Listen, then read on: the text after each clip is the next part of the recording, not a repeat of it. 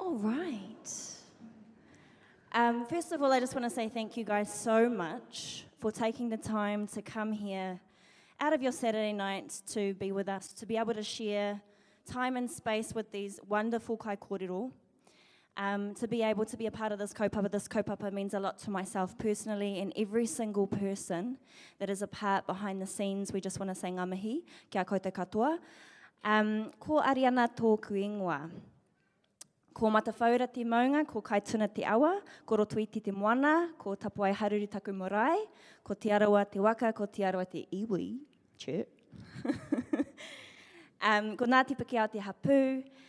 And I have been a part of this kaupapa for just 1 year, and it's a full circle moment for me because when I first started this kaupapa, I was working behind the scenes, I was running around like a headless chicken, and now I get to be here to contribute to the flow of this journey. We are all going to be part of a really powerful experience, okay? So there's going to be some tears, there's going to be some laughs, but each KŌRERO I have been able to have the privilege to speak to personally, and what they have to deliver is absolutely powerful. So you guys are in for a treat tonight. What I need to do before we sort of get into the nitty-gritty is just go through the formalities of things. Also, there's me, kia ora. I'm from Rotorua and currently living in Rotorua, by the way. So before we get started with our karakia, just some formalities as I mentioned earlier. So if there were to be any kind of emergency, we have our emergency exits to the right and to the left. If we have any issues, we're just going to make our way out those two doors and make our way to the front, just on the corner of Tyrone, if there were to be anything to happen. Our wharepaku, so just straight at that door and to the left, both the Tania and wahine wharepaku are just out there as well. Now I did need to just mention, guys, that this is a alcohol-free event, so if you would like to indulge, kei te pai, but please indulge after the event, okay? And another thing, we are going to be speaking to topics that may hit the wairua, hit the heart a little bit. So if you do feel like any of the topics or the kōrero that is shared this evening is a little bit touchy, kei te pai for you to just have a little breather outside, to take some time to gather yourself. But we do have some incredible service providers here that are going to be able to, you can speak to if you need to. So we have whānau ora and real.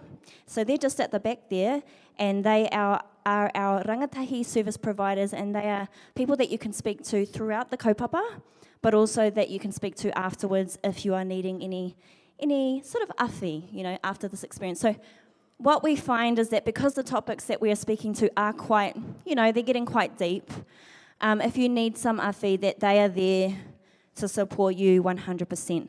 But what we would like to do is just to welcome our CEO of Whānau Ora. They are one of our incredible supporters.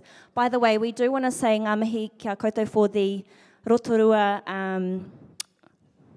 sponsors, Whānau Ora being one of them. So haere mai to our CEO. He is going to open up our space so that we're opening it up with good wairua, and we're able to sort of do that in the best way possible. So they contributed to our kaupapa, so we're really grateful for that, because this one in particular, it wasn't funded, and so we had lots of people add to the kaupapa, which we appreciate. So we have Paura here, who's going to open us up. Tēnā tātou katoa, o tira te reo tui o te pōnei, nei rā kami ake ki a koe o tira ariana, tēnā rātu. Nā kupu kōrero, nā whakatau o Ngāti Piki ao tēnei te miake. Ki a koe, o tira tātou i tēnei pō, kua tae ki roto i ēnei o nā mātanga whakaro, e whakaro ake nei i ngā mahi mui te aroaro i tēnei pō. Tika nei e timata pēnei ai tātou, anei rā te kupu kōrero, te whakatau atu o ngai tūhaurangi, o Ngāti Wāhiao ki au koutou. Mātau o Puarenga aua, o Pohatu Roa Maunga o tira, te marae arere i muri rā, ia te Pākira, e karanga nei ki au koutou, kei ngā kārangarangatanga maha, kei ngā kārangarangatanga hapu ki Wainganui e koutou. Piki mai rā, kake mai rā, piki mai rā taku manu, kake mai rā taku manu, i rungi te wainui, i rungi te wairoa tū te ruperupa ki te tai. Ahu mai, haere mai, tēnā koutou, tēnā tātou katoa. E noho anau i te taumata ki nongotaha, ka titiro whakararo ki Rotorua nui a ka huki te moana i haro anei, e i henga ka tūngau au, te toti tapu a te nirau, i toto pe ai te kawa ka whakaripo i te ia ki o hau, takarawa i te roto i ti ki te ai, e i henga tuki anara, taku hoi ki ngā toi o kere maurawa taku, te awa o tapu ika ki ngā uka wai, i tere ai taku tai atu ki ake ki te kūrai o te huo tamate ka pua, e koko ia e arai. No reira, anei mātou, te arawa whānau ora, e mihi ana ki o koutou i tēnei pō, o ti rā, e kaue nei ngā te kauwai o taku iwi a ngai tūhaurangi a Ngāti Wāhi o tēnā koutou katoa. Kia ora, ngā mihi. And we're just going to bring to the stage Damien, our matua, just as a support.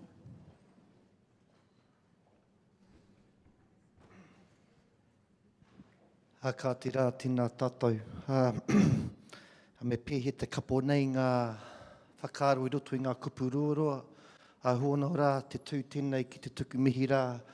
Ki a koe a taku nei whanaunga. O te rā te tumu whakarai o whānau ora o konei. Anō rei mihi mai rā ki te kāhui. Ko te kāhui o te e pono nei te kōrero, e pono tunu nei te tangata. O te rā tēnei mātou ko tau nei i runga hano i te manakitanga o rātou mā. Anō rei mihi mai rā hoki ki tēnei te o ngā pū manawa o te arawa. O te rā ko te whakarewarewa-tanga o te ope tāua o rangi o wāhiau mihi rā. Mihi rā rā ki a koutou katoa. Ko hara mai rā ki te whakarongo ki ngā kōrero. Ko ngā kōrero o hohunu. Ko ngā kōrero e titia nei rā i te ngākau. Nō reira, ka mihi rā ki te pai tapu. O te rā koutou hara mai rā ki te tūwhera nei te ngākau. Kia kite rā, he rama tonu rā kei tua, kia eke, kia kaki ai ki ngā taumata kōrero ngā tūpuna. Hua no kōrero māku rā te karakia, me ki rā e whakarewa ai tēnei pō no reira. Mai te tupua, mai te tawhito, mai te kahui o ngā riki, mai tawhiwhi rā ki ngā tua. O e ka taki te mauri ko te mauri ahu no mai ki runga ki nei taura, ki runga ki nei taura. Ka tau mai rā te mauri ki runga nei tamahine, ki runga ki nei tamatāne. E tukuna no te whaioro, tānei te waioro, tānei te pukana, tānei te wānanga, whakaputa nei ki te whaiao, ki te ao mārama, uhi wero, tau mai te mauri, haumi e, hui e, tai. Taki tū tātou he paku waiata, ne? Kia rewa ai tēnei pō, tēnā tātou. Kia raku, bai.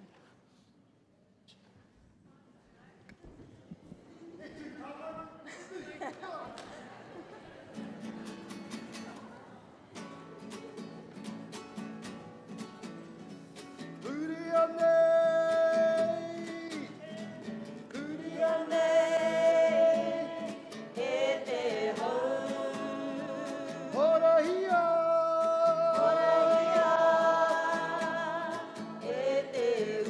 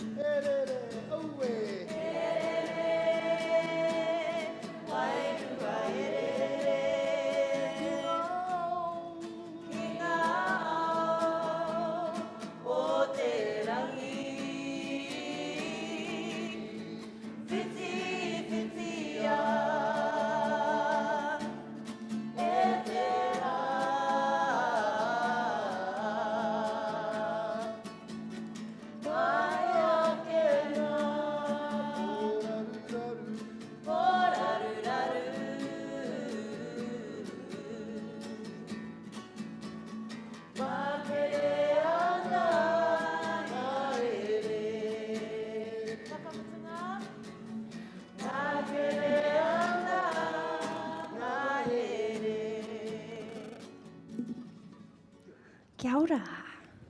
What a great way to start. Waiata Māori. All right, and just a little acknowledgement to our entertainment, Lucy Johnson. How good was she? She fire. She fire. Yes, Lucy Johnson is a powerful singer. She's got a single coming out, girl? Yeah? Okay. Look out for it. Look out for it. So next up, whānau, we have just a little bit of a kōrero about our kaupapa. So this kaupapa has been going on for a couple of years now, and we wanted to acknowledge that. So we had our first one in Wellington. These are some of our kai kōrero that spoke. And then we have last year, which was one of our powerful experiences where we went to Porirua, Whanganui, Ngamutu, and Whakatū. And yeah, just a powerful experience to be a part of it. I've seen the evolution of Real Talk, and honestly, what I can say is from the bottom of my heart that this has grown so much, and I'm so proud to be able to be standing here today and to be a part of it in the way that I am. So each and every kai kōrero has shared such beautiful whakaaro around their lives, and I know that tonight will be very much the same. And just to let you know, whānau, that we do have some more shows happening throughout the year. So we're going to have one in Levin. The date is TBC. However, we have locked in our Hawke's Bay, which is going to be on the 20th of August, Waikato on the 10th of September. We actually have Lucy sharing her story, which is going to be really cool.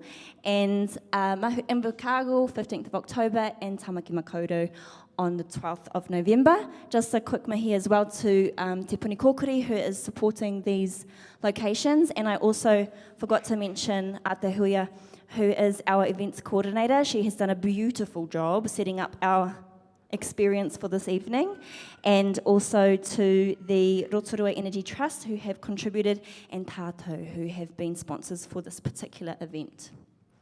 So there they are. And we have here just the numbers for AWHI. That if, as I mentioned earlier, we do have service providers here, just at the back there, but these are also just numbers here that are going to be up at halftime as well, so if you're needing to reach out in any kind of way, that's what that's there for as well. So, I've got some prizes. This is what most of you are here for, eh? So the first one is Ihi Collective, and this is a Te Ao Māori influenced adornment. We've got this gorgeous model here who's going to demonstrate. She's actually wearing are you wearing Ihi? Oh, not even, jokes. Jokes. Anyway, it's similar, but so we've got here some necklaces. So Ihi Collective, as I mentioned earlier, they are a Te Ao Māori influenced kaupapa. And so, if you're here and you want a prize, you have to kōrero mai, okay? So you have to sort of speak up a little bit. So we're going to do some questions. And if you want to win a prize, put your hand up, okay? There's a bit of dullness in the lighting right now, so I'm going to use my karu to look out at you guys. But I've got a question for you guys. Does anybody know, if you want this prize, does anybody know what ihi means? Ihi. Come on now. Oh, okay, yes? All right, there you go. Come get your prize, girl. Come get your prize. It's that easy. It's that easy. All you need to do is just say what you got to say. All right. And these beautiful wahine need to have the acknowledgement tonight because they are the sisters who have been a part of this kaupapa from day one. So Tania Carr is our basically like the CEO of Real Talk. She's the man. And she's the one that actually awhi'd me into this kaupapa. So in this photo here, we have got Renee, Aroha, Tania, Shai, Celeste. Shai is Tania's daughter. Celeste, and we have Ngaio and Suze. And so we've got Aroha who's going to share a little bit of a kōrero for the whānau, just to sort of fill you guys in on the kaupapa a little bit more and to come from that whānau perspective. So Aroha, where are you, darling? There she is.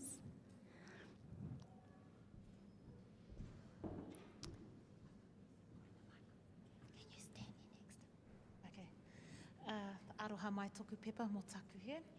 Tēnei te mihi kia koutou ko eke mai te pōnei, he mihi nui ki te iwi kāinga nei. Kei te maumahara tātou ki a rātou kua wehe atura i ngā wiki kua pahuri ake nei. Maumahara tōku whānau ki tō mātou whaia e takatoa ana nei, Auntie Moana, kei te maumahara koe. Nau mai haru mai koutou ki a Real Talk Rotorua. Rangatahi mā, ānei tō mātou koha kia koutou, ko te tūmana ko mina, kei te mamai koe, kei te pauri koe, he taumaha ngā raruraru, ānei ngā kai kōrero, hei tauera mō koutou. Kia kaha koutou, me te patu tēnei taniwha, te whakamā, te pauri, te moki moki. E tika ana te whakatauki nei, kei mate whike, me mate ururoa. Kia ora koutou. It's my honour to speak a little bit just on behalf of my whānau, and we're all here just to support the vision of our tuakana, Tania. She had a whakaro to bring together real people to share their stories of shame, of sadness, and also their achievements. Just to show you, rangatahi, that, you know, whatever it is that's making you sad, that, or even if you just have a goal or a dream, that you can achieve it. So I just want to also acknowledge our Real Talk whānau and even the people behind the scenes, and they've who've done the mahi to make this event happen. And because you all have come here tonight, you are now part of our Real Talk whānau, so nau mai haere mai. And just finally, rangatahi, we just want to tell you, all of us, that we love you, and that this event is our koha to you, and that whatever you're going through, just remember that you have the wairua of your tipuna, rangatira, flowing through your tinana. And, you know, before I mention that whakatauki, kei mate whike me mate ururoa, basically that's saying just never give in and continue to pursue your dreams and your goals. Nō reira, tēnā tātou katoa. Kia ora aroha, thank you so much. And I just wanted to tautoko your kōrero in regards to Real Talk being a whānau, and that honestly that is what this is. Every single individual that becomes a part of our kaupapa is like family. So welcome whānau, welcome family. It's so beautiful to have you here, and we're so grateful to be able to add more whānau to our ropu. So, we got another prize. So, whānau, all the prizes. I have a question for you. Oh, you may not even know this, but maybe some of you do. So the question is, we've got a treat box here, so there's lots of tasty treats in the box. If you would like some more tasty treats to contribute to whatever kai you're going to be having at half-time, this could be for you. Or something you could take home for after, or give away to somebody. Anyway, the question is, where is our lovely CEO and her beautiful sisters? Where are they from? Ai, Porirua, ka pai. Congratulations.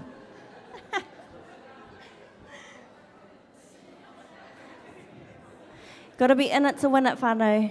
Be in it to win it. All right. So, now we get into the good stuff. You guys get to hear the stories.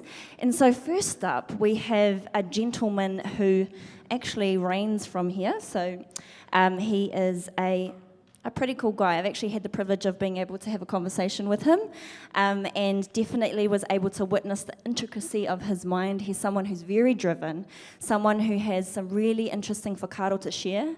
And I think that whatever it is that he's going to bring here to the table is going to be powerful. He is gifted in the way of connecting people, gifting in the way of creating community for others. And he is about to bring you to his table, a table where people dream, a table where people think so. No mai haere mai. Or do you want to drink first? You can have a drink first. No, you're good? No mai haere mai, bro? Here you go. This is yours. Rawiri Nelson, guys.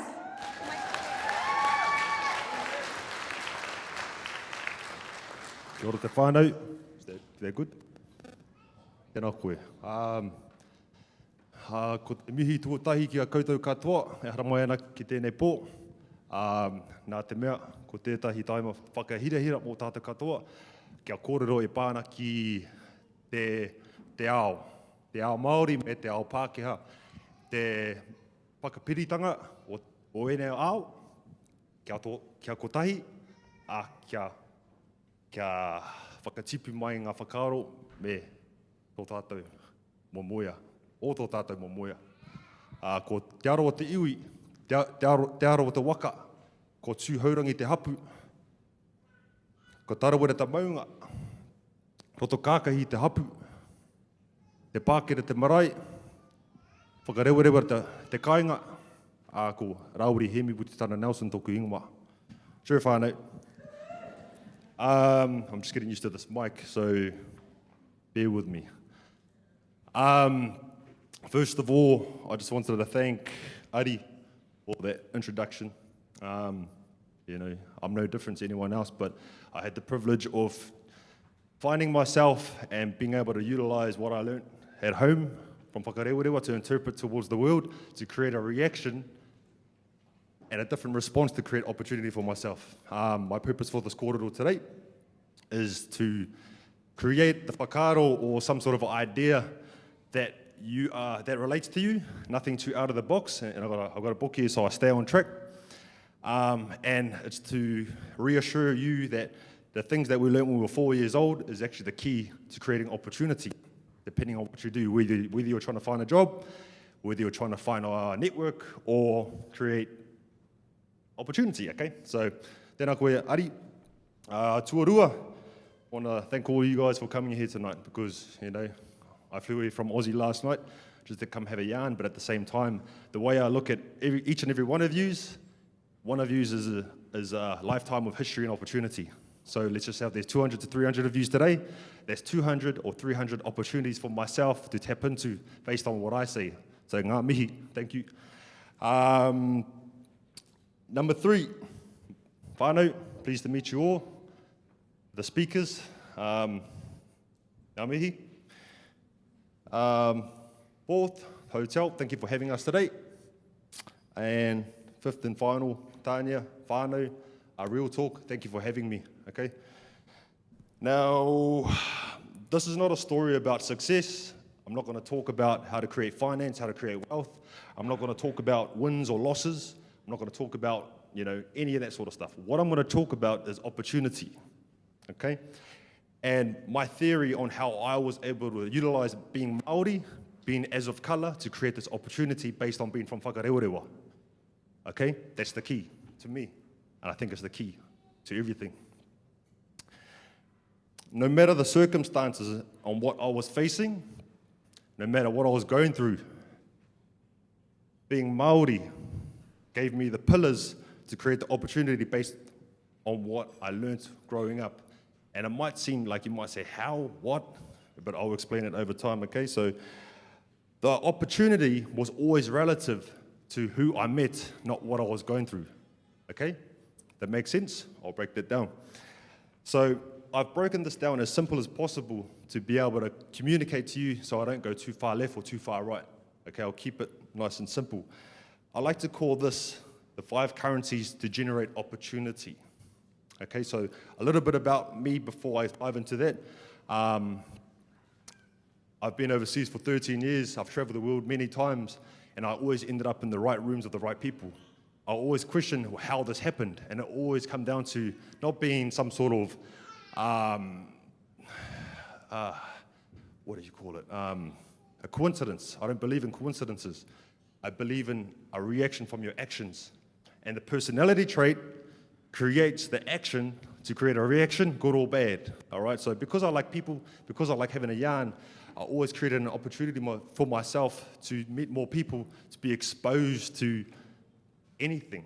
So when you're in America, I got exposed to being at Coachella, Jennifer Lopez, and all that sort of stuff. Okay, so it's not relative. That doesn't matter at the moment. But when I started tapping into this way of thinking, depending on what I wanted to do, whether I wanted a job in the mines, job in construction, I needed to know someone in music, festivals, I always had a bit of clarity and velocity based on who I tried to meet to create opportunity to what I'd done.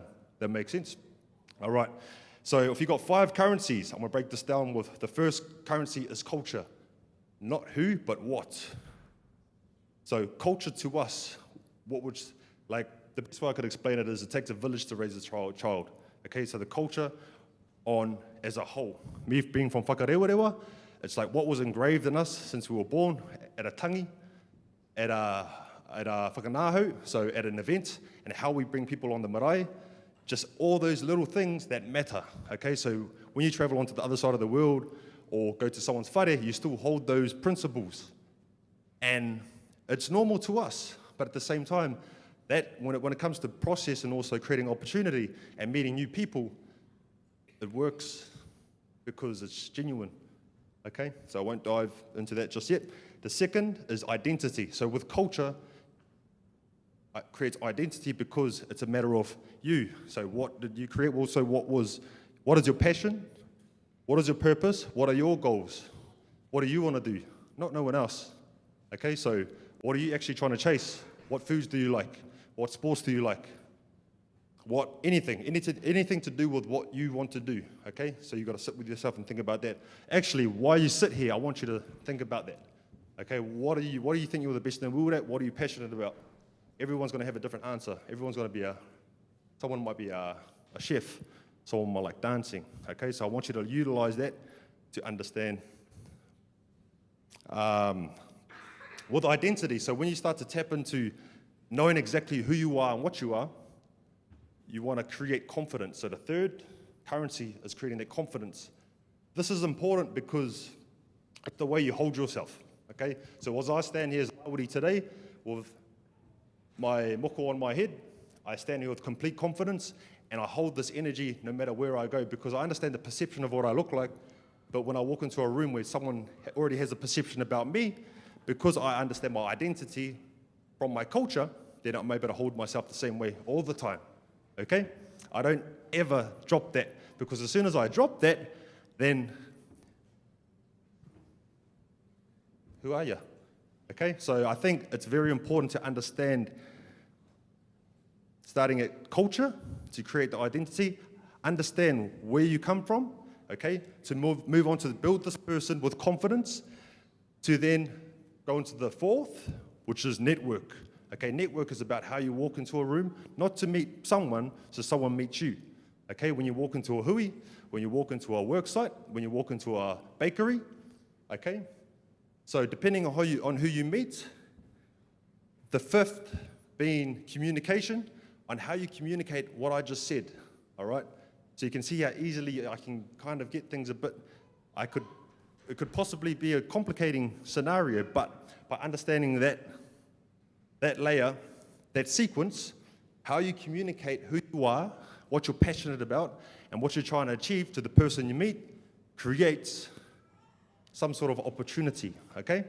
Make sense? Okay. Now,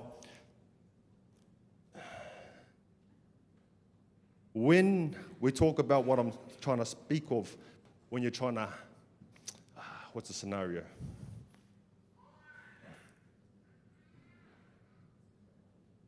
Okay, so why is this important? I'll bring it back. I think when it comes to understanding the sequence, it doesn't matter about what you're trying to achieve. You don't need money to start a business, or you don't need to, you don't need a degree to create the lifestyle you want. I'm not saying you don't go to school and get, the pepper. I'm not saying, don't go to school. I'm not saying don't educate yourself. But you need to prepare yourself for the opportunity when it comes. That makes sense. Okay? So going back up to culture and why this is so important and why this is engraved in us since we were at a young age. Now, when you understand the process of whanaungatanga, whether it be Māori, whether it be wherever you go, I think the way you make people feel also, what's the number one thing in Māoritanga when it comes to inviting someone to your house, okay? I'll give an example. And this is just something random I thought in my head now, but I think it's quite relative. So when you get someone to come to your house, they never leave with an empty stomach, all right? Now going forward a bit. So when someone comes to your house, you make sure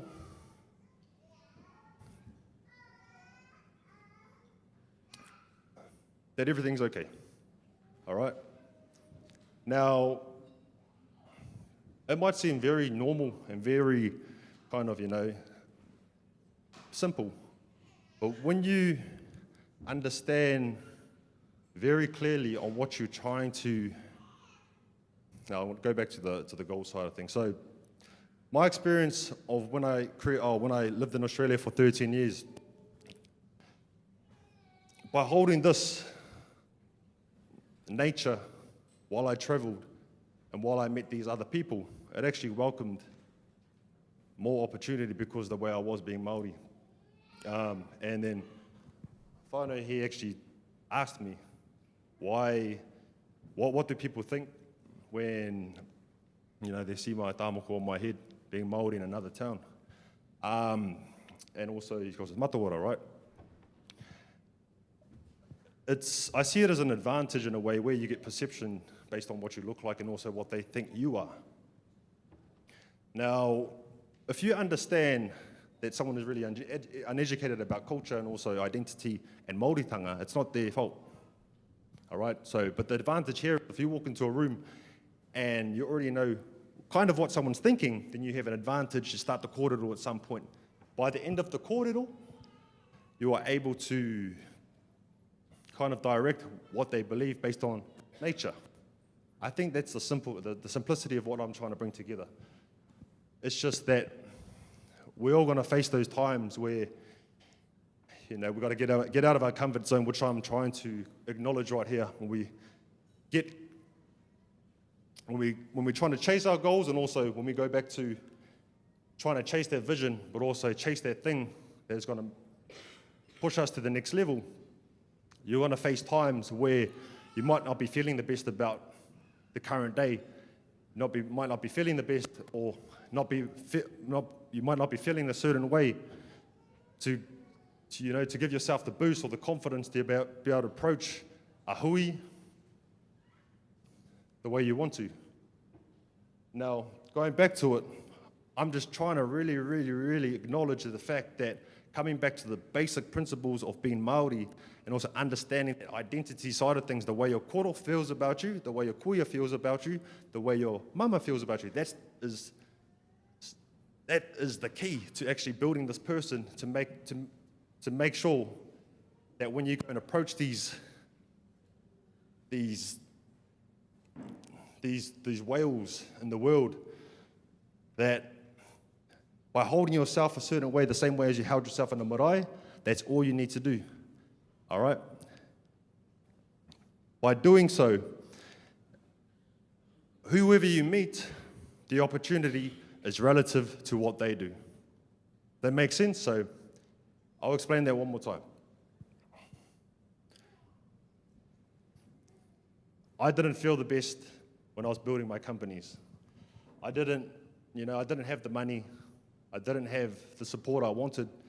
I didn't have, a lot of the things that everybody else had to start up their mahi.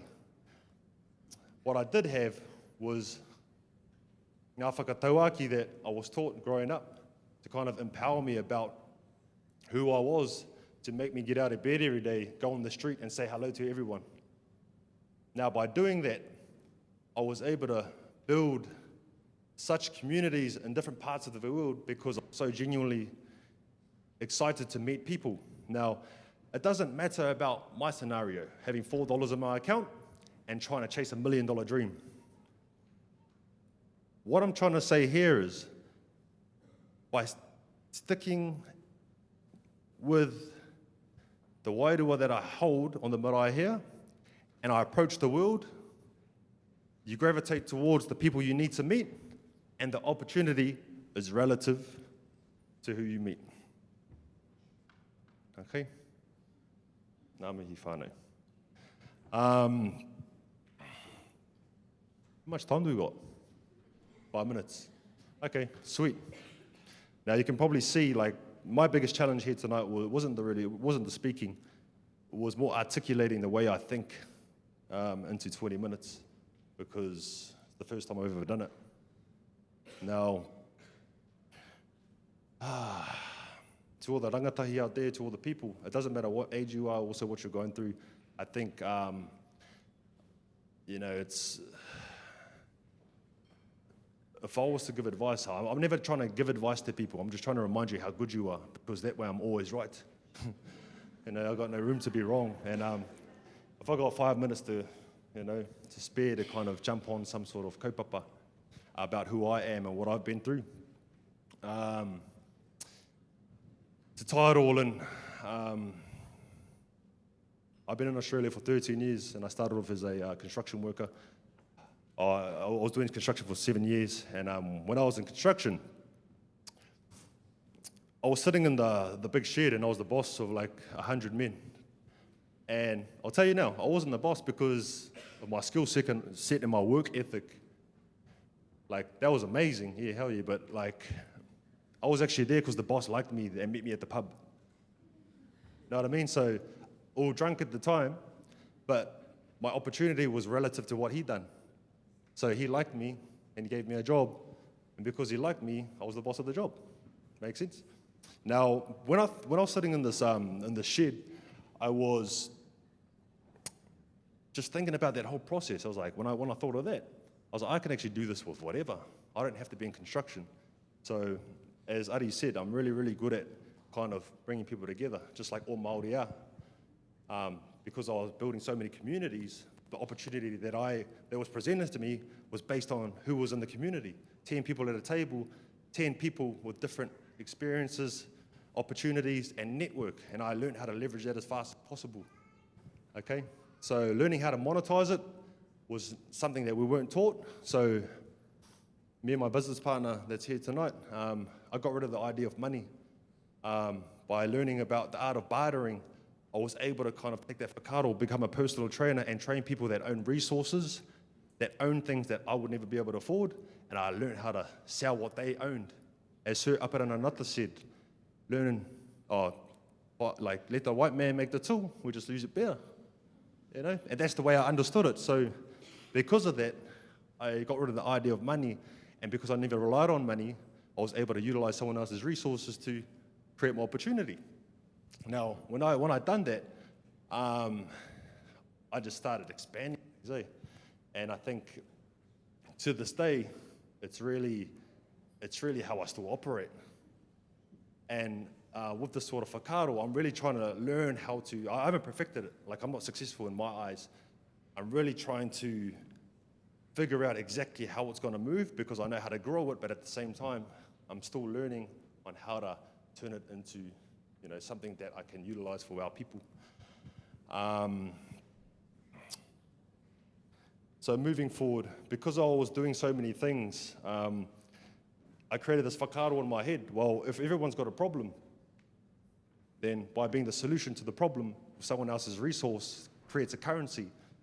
So I created my own currencies that supplied some sort of leverage to someone else's life. Instead of, you know, by bringing all these communities together, understanding someone's problem, whether they got a block toilet or needed help building a scaffold, I done it because I understood I could utilize that to leverage to then get a taste of their world. When I'm invited to the barbecue, I met all 10 friends. All 10 friends had problems, and then I started building it like that. So I hope that makes sense. Going back to it,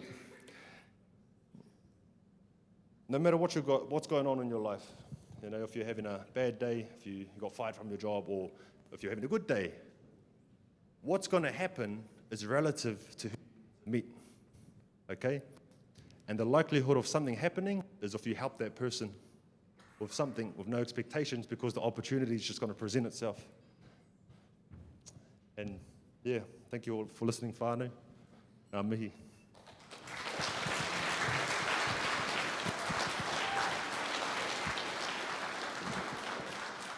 Kia ora. Thank you, Ra. Thank you so much for your whakaaro and your kōrero around that. One thing that I got from what he shared today is just the importance of knowing who you are and the depth of understanding that you get to when it comes to that. When you walk into spaces and know who you are, you're able to connect to people and they see that, they see the truth.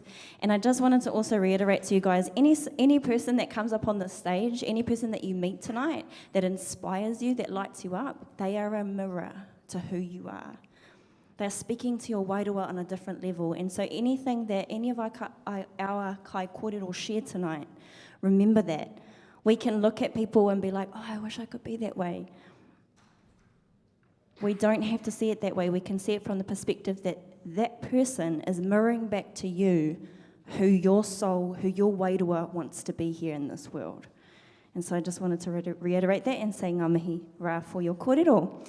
So, moving on, whānau, we are going to do another prize. So, paddleboarding. Paddleboard Rotorua has lovingly contributed a voucher. If this is something that you might be interested in, whānau, I have a question for you. So, Ra didn't share that he used to be quite the crumper back in the day. I like to have a little boogie too. But the question for you, whānau, put your hands up, nice and proud. What are 3 different genres of dance? Yep, at the back. At the back, what, you going like this? Yes, you, the one going like that, yeah?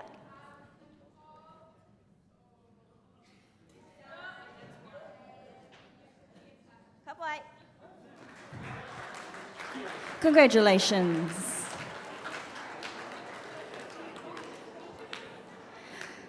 It's as easy as that. Just put your hand up.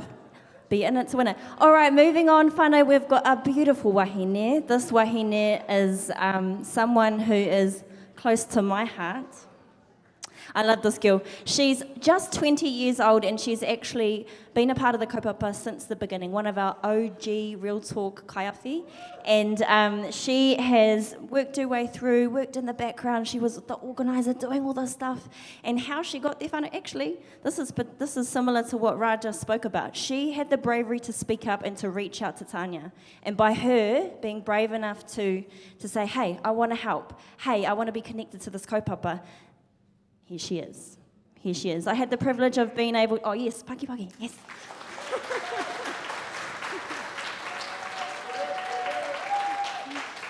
So this woman, she's amazing. She's beautiful. I had the privilege to coach her for a little while. I'm so proud of her. We all are, eh? Real Talk whānau. We're so proud of her. She's a boss-ass bitch. And she's done so many incredible things. Her capacity is amazing. I'm so proud of you, girl. And you know I'm bringing the energy behind... I'm going to give it to you, okay? She knows me, so she gets this. All right, actually not home, no, my homai te paki whānau for Izzy Northcroft.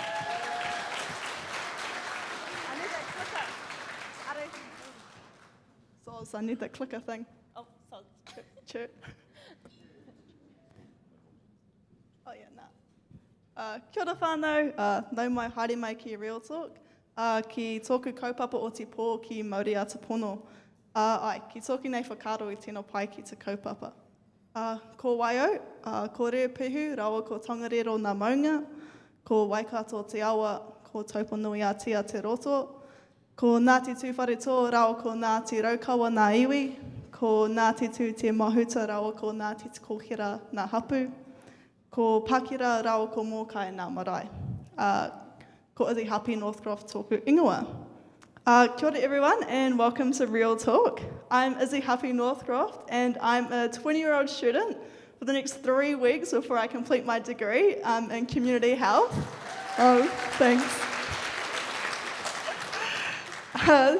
So who am I? I'm an A+ average student, I'm a high school dropout, I'm a statistic, I'm successful, and I'm Māori. And for a very long time, I thought those words couldn't go together. As we all know in New Zealand, as Indigenous people, we are a minority. and this alone brings its own challenges. But in addition to this, I was also a minority within my school. There were less than 10% Māori at my high school, and that's where it started. I thought there'd be 3 choices with every challenging situation. 1, suck up and conform. 2, quit and remove myself. Or 3, stand up.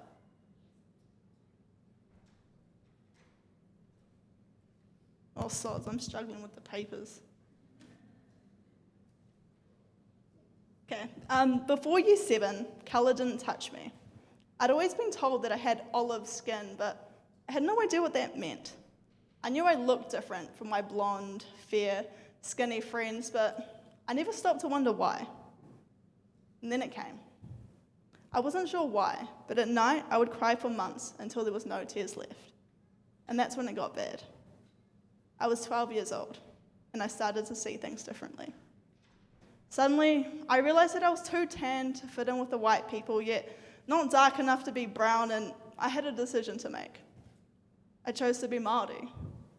Now, my role models of Māori were what I saw in Police 10-7, drug dealers, illiterate, and always off to jail, and I wanted to fit in. So this is what I did. I went full steam into every negative stereotype there was of Māori. I went out drinking, I began to purposely fail tests, disrespecting my years of private schooling. I just wanted to fit in. I manifested a tough, hearty, hoary Māori who wasn't even me. I wasn't really sure if I was depressed, but I spent hours surfing for the right quote to articulate my feelings. And sadly, those feelings later evolved into suicidal ideation and plans. I started to see differently. Despite being 12, my reason for wanting to climb up that tree wasn't to play in it. Railways, buildings, and razors all looked so enticing now. I had one of 3 choices: to suck up and conform, to quit and remove myself, or to stand up. And right here, I chose to conform.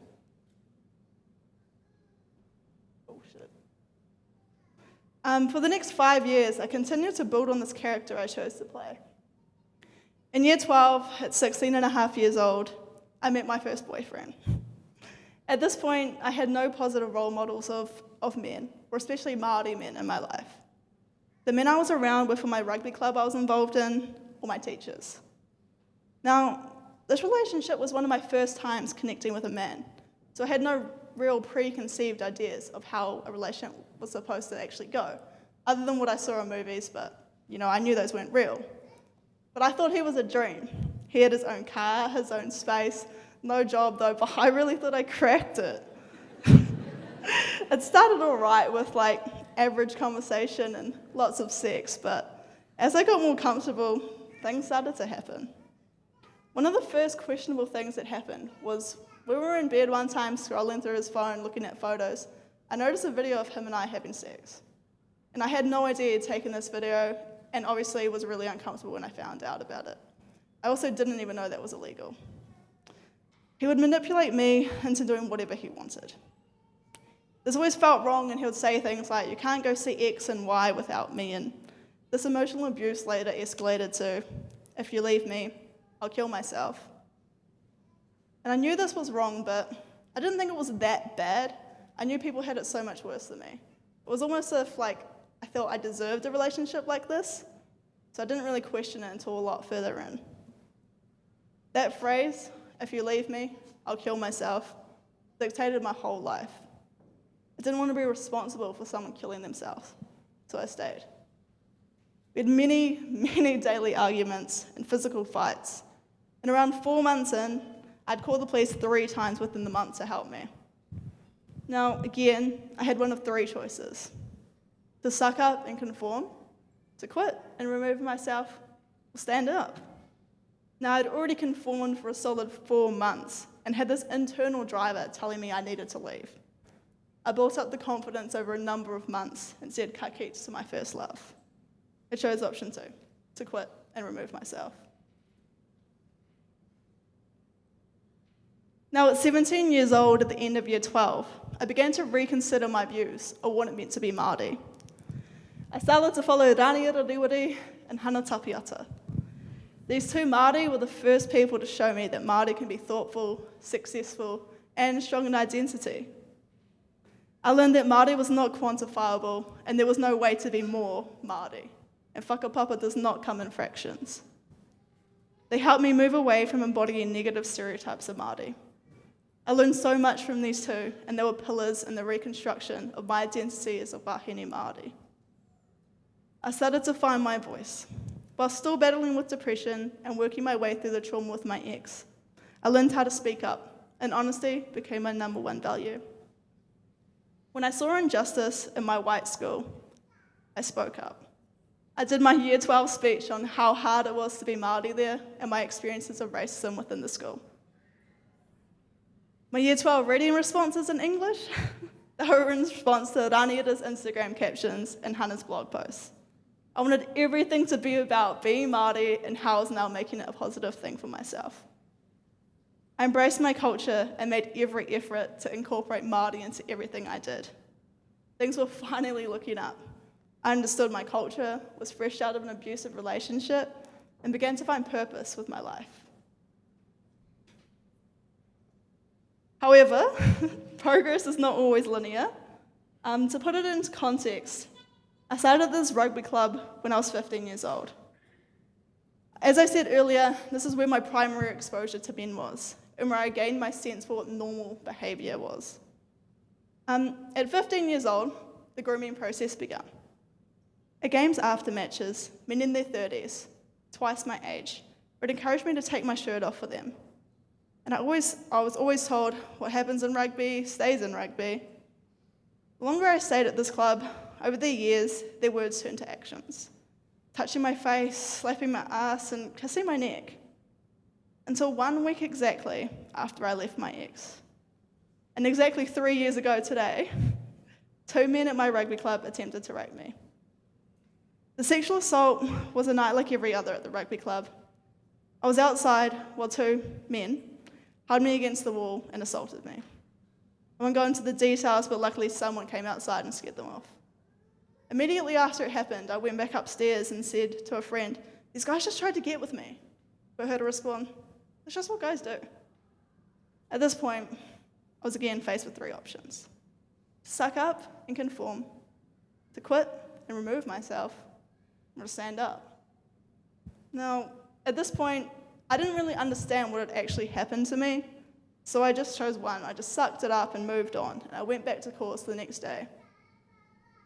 But when I was talking to a friend about it from a course a week or 2 later, he let me know what happened was wrong and that I should do something about it.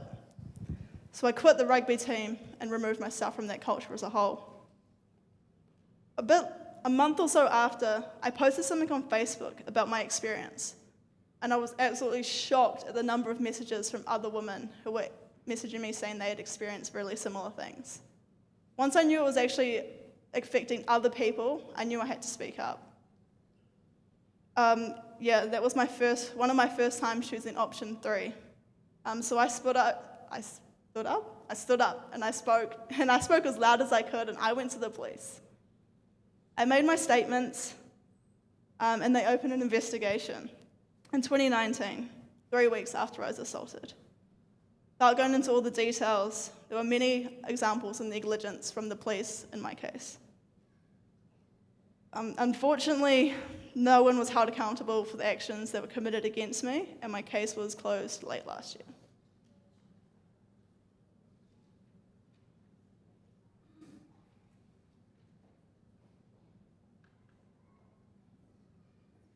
After my first time choosing option 3 to stand up didn't go that well, I tended to drift away from it.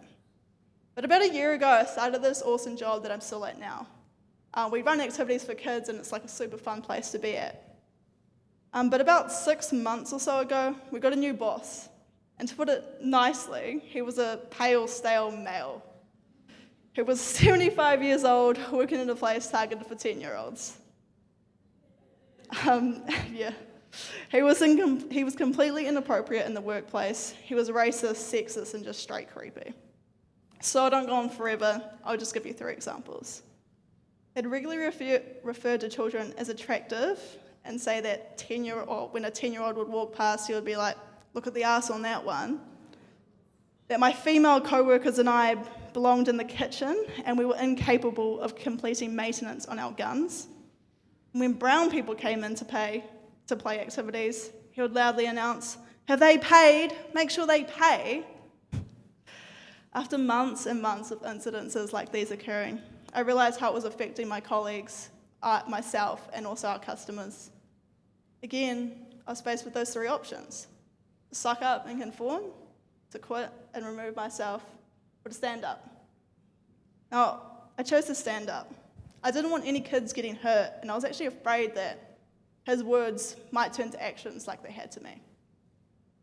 So I sat down and I wrote a 2,000-word essay of all the things he had done over the last 6 months, and I emailed it off to the CEO of my company. A week later, he quit, so that actually turned out good. Finally standing up worked. Even after the trauma of the police, I decided to, give it another crack, and it finally worked. I made a safe place for the rangatahi, my colleagues, and people coming in. It was great.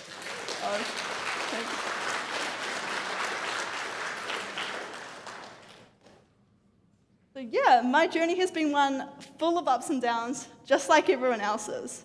And real talk, this kaupapa right here has been an amazing part of my journey. The connections I've made have been crazy. This all, like Ari mentioned, this all started from just one message.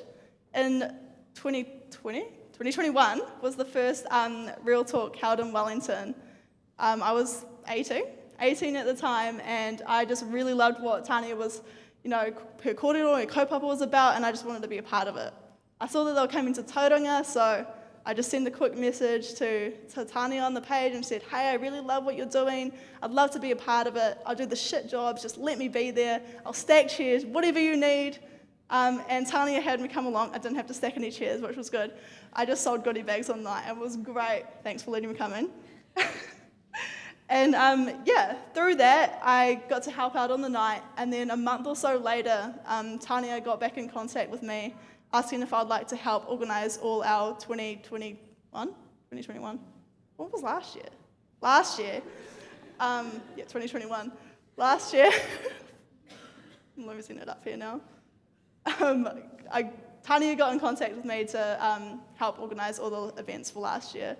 And along with Ari, we worked with Tania's event coordinators to help sort out all the events for last year. So I was in charge of sorting out the event styling, catering, venues, and liaisoning with the local kura and organisations for each town. And as you can see, I actually got to work with Raniera. So that was a pretty full circle moment for me, from him being my turning point in year 12 to 2 years later getting to work with him and being mentioned in podcasts and even helping write our Real Talk book on him. It was such a full circle moment, and I'm so grateful for the experience.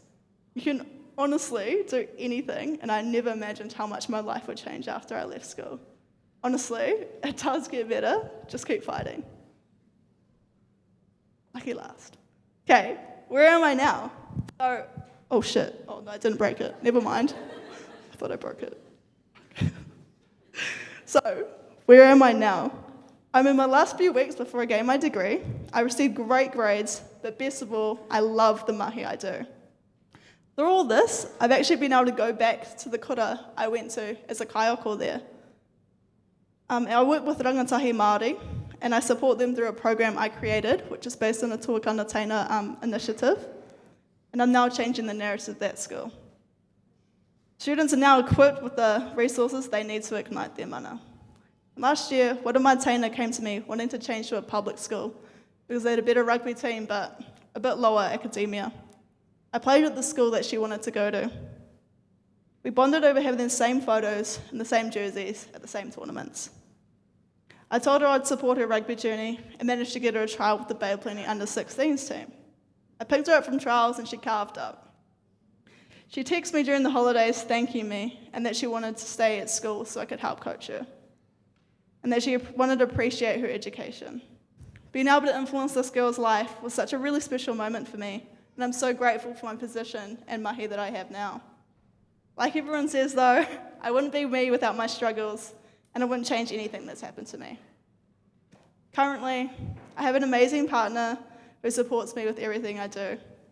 I've learned healthy ways to cope with my depression, and one day after I officially graduate, I'll celebrate my 21st birthday. The next day, I'll begin 3 months of traveling around Europe. So just know though, when you see everyone's highlights like mine, we've been through the struggles, and you can make it out too. So, who am I? I'm an A+ average student, I'm a high school dropout, I'm a positive statistic, I'm successful, investable, I'm proud to be Māori. Kia ora.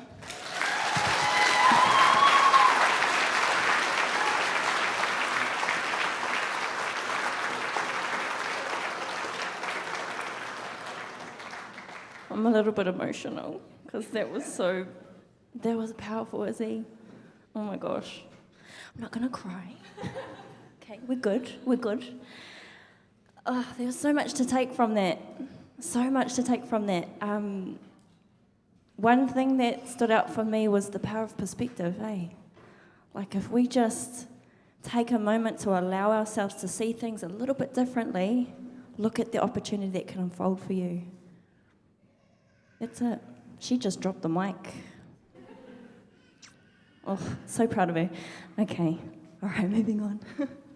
Okay, whānau, so we got another prize coming up.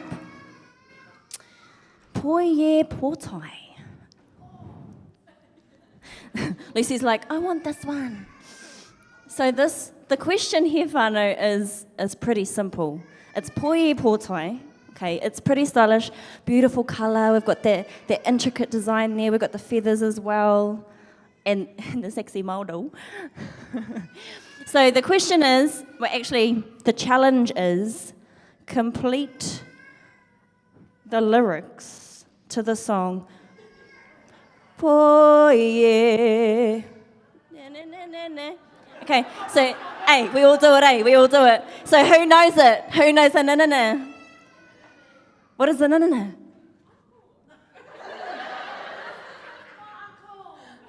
Pull through, Uncle. Come on. You know it? It sure is. Well done. Well done. Congratulations. All right, next up. This is our last KŌRERO for our halftime section, and woo, this one is fire. I was able to have a beautiful kōrero with this beautiful, beautiful person, and Patrick Salmon is our next speaker. He absolutely thrives in his deepest passion in innovation and creativity with a master's in Indigenous innovation. He's the National Innovation Advisor for Plunkett and really encourages us to become curious about who we are. And I think this is a theme that's going to be woven throughout this kaupapa, is really understanding who you are. And I think that Patrick is going to be able to articulate this in such a beautiful, sassy, wonderful way. And so, ho mai te pakipaki whānau for Patrick Salmon. Kia ora tātou. Ka rere atu nei, tā kure heo pohiri, nau mai, haere mai. Ko Ngāti awa ahau, he mihi atu nei, kia koutou e. Piki mai, kake mai, ho mai tō ai ora, kia mātou e. Ti hei mauri, mauri ora, e ngā iwi e. Kia ora tātou. All right. Wow, hi. This is very new for me, despite the rumours. I created a platform to help support and elevate other people, and I create the platform for other people to stand on. I actually don't stand on it. myself. So, and I've never, ever done a live kōrero about myself. No shit, straight up. But hey, I'm here, and it's such a pleasure. I just want to thank Tans and the team, and Ari, thank you for driving us tonight. It's awesome. And also to mihi to all our other kai kōrero. Wow, let's go for a hikoi. I think this is a question that everybody asks themselves at some stage in their life. Who am I? What does that even mean? Am I made up of lots of different things, or am I just one thing? Can that thing change? Is it allowed to? Do we have to stay the same? Lots and lots of questions that come, but I've loved my life so far, despite all the challenges and rainy days that have happened. I think they've turned out to be pretty good in the end. But we're going to start right back at the beginning. Oh, there we go. Shit. This is my mum on the side here. Me and my mum, she was 16. And my dad was 15. I'm the beautiful product of 10 pregnancy. Yes. Because in my whānau, and brought up, in Te Ao Māori, age really isn't a thing. We do stage. Yeah, stage instead of age. And because I can see in here, there's a few 50, maybe plus rangatahi. Yeah, it's all about stage. But then we also have our young people who are old souls that have been brought into this world, and bless our whānau with the old ways and the wisdom that they bring with them. But this here, that's my mum. This is her father. This is my koro. He was my confidant and the pillar of my life, this man. His name is Donovan Tunu Raimona, and I got from him his ears, apparently, except he never hung jewels from his ears, but I do. And his wit. And he was a very, very clever thinker. Always was thinking outside the box. And he pioneered that for me in my life. Me and my cousin Eva, actually, who's in the audience there in the brown jacket, we were the two that went everywhere with him, to all the land hui, to all the marae hui and the committees. At the time, really sucked, but I totally get it now. And of course, I had style wearing velvet back then, girl, with the matching socks. But I was always different. I wasn't like the other tane in my whānau. My uncles or my cousins who all play rugby, who love kapahaka, who, do the crip walk and whatnot. I wasn't about it. I was interested in solving problems all the time and thinking, oh, kare, you could just do this, And I hung out with the aunties. Now, coming from Ngāti Awa, there's a saying that our women have, and the men agree, just because our husbands wear the pants, just because we wear the dress, the skirts, does not mean that our husbands wear the pants. And, well, I decided that I liked both, yeah. And I liked to wear both, and it was all good. Growing up, now, I used to live here in Rotorua, just over there actually on Sala Street, and I went to performing arts at Rawiri when Koronapi and Auntie Elsie were running the performing arts there. And that's me when I was 17 in the Red. I actually went to go and support a friend of mine who was auditioning for a part in this thing called Myths and Legends, and they were atua and they were going to be fabulous, and she was going for this part. And I went as a kai tautoko, and anyway, I ended up getting the part.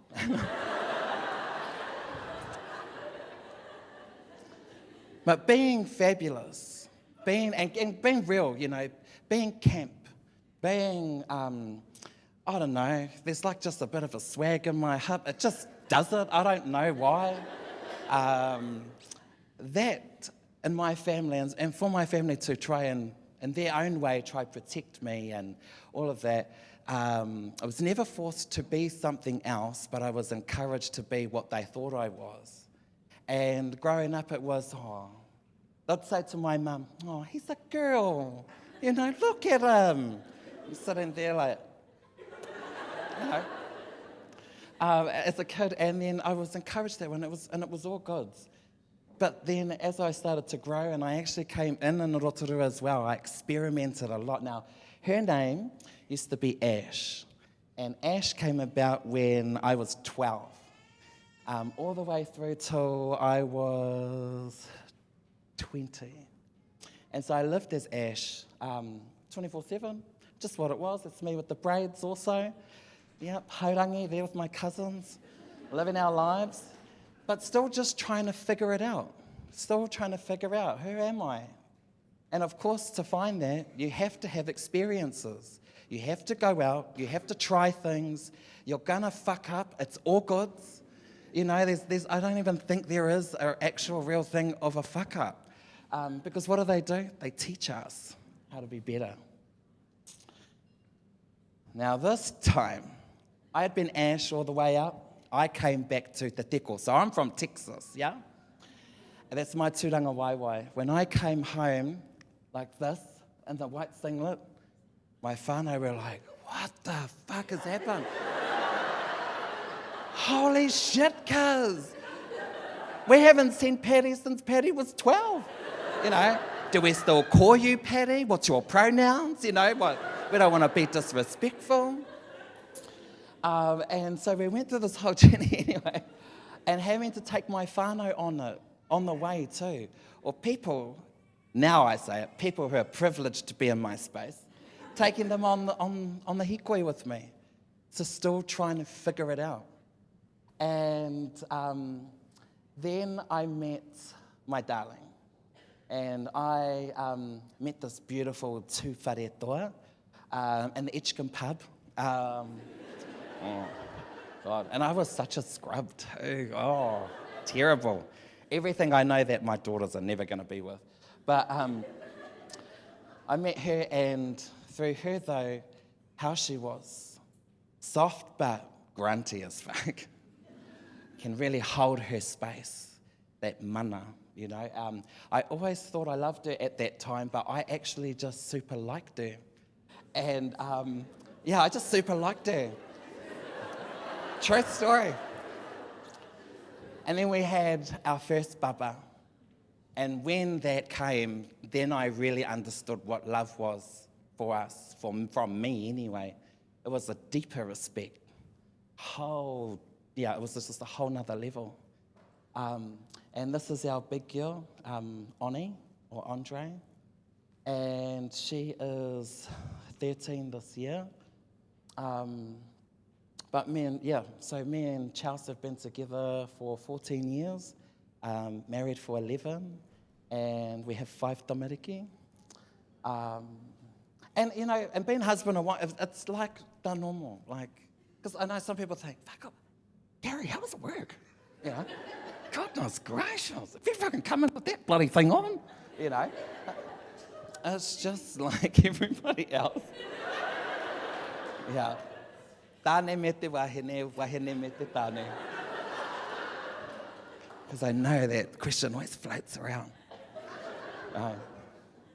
But yes, we got married there. My cousin Pauroto was our celebrant. Never really cared too much for the institution itself, personally. But marriage was a smart move, and I'm clever.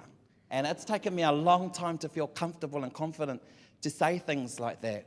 Because there in my whānau is this unspoken law of humarietanga, be humble. But then I found there's a difference between being humble and humiliating yourself, where you just, you know, bury yourself in the dirt. So there's a fine line, and I think I kind of just get close to it, but not quite. This was one of the most funniest and the best days of my life, truly. Just there where we're laughing, actually, you know when you're not allowed to laugh and it makes it worse? It was one of those. So what we did was, Charles brought a vial of her whenua from Tūwharetoa. I had a vial of mine from Ngātiawa, and we did this whole ceremony where we mixed our whenua together in symbol of what's actually happening between the union, not just us, but whakapapa, our land shares, all of that. It was beautiful. And then I turned to her and I said, girl, I'm going to show you things you've never seen and take you places you've never been. And she reckons to me, oh, fuck up, bro, just make me laugh every day. And so I just started cracking up. But after that, really connecting with each other and having our first baby. Actually, we had 2 by the time we got married. That then, as a papa, gave me the courage and, well, even took my thinking there. I want to do better. I want to do better than what I saw. I want to be able to give better, not just to my own tamariki, but to those around me as well. And so what did I do? Well, it's me without, pre-moko, on the couch there with Penny Henare. He was just breaking out into the scene then. Now he's a minister. Laila Hare there was this party called the Internet Party. Goodness gracious, it was interesting. And obviously Matua Hone there, but see at the top there now in Whakatane we have this wharenui called Matatua Whare. And that toki that I'm holding is the toki of Ngā Te Awa. Funny little thing about that, I saw it out, and John Key was the Prime Minister then. He was coming, and I saw the toki, and I was like, cousin, I'm going to get it. Can you take a photo of me? I grabbed it, and then all I heard was, karanga, and like the karanga started, and I couldn't go back around to put it back. So I was looking at it, and she was like, what are you going to do? I chucked it in the garden, and then ran. I threw it in the garden, and I went running around the other side, to join everybody. And my cousin Pairot was trying to find the toki, like, the Māori, the mana of the tribe. Oh. And then I walk over trying to I don't know, walk back, and then we're like, oh, thank you. I got heaps of mihi too that day for finding the toki. Oh. So sometimes you can create your own moments to have your mana moment. That's the lesson in that. Then here, up the top there, in 2016, I embarked on the journey to mau moko, something I was always going to do. Moko has been in my whānau since my rano. We grew up with it. My wife, my parents, we all mau moko. So it's just a normal part of our life. Or not age, part of our stage. Yeah? And then there was huge controversy that happened when in the way that I decided to mau moko. There was confusion about, is that a moko kauai? Oh my God, you're taking my mana as a woman. There was lots of different kōrero. Some of it was, you fucking faggot, we're going to come down there, cut that off your fucking face. It was hardcore. Well, they don't talk like that anymore. But it was this part here, though, for me, was it wasn't so much what people were saying that was mamai.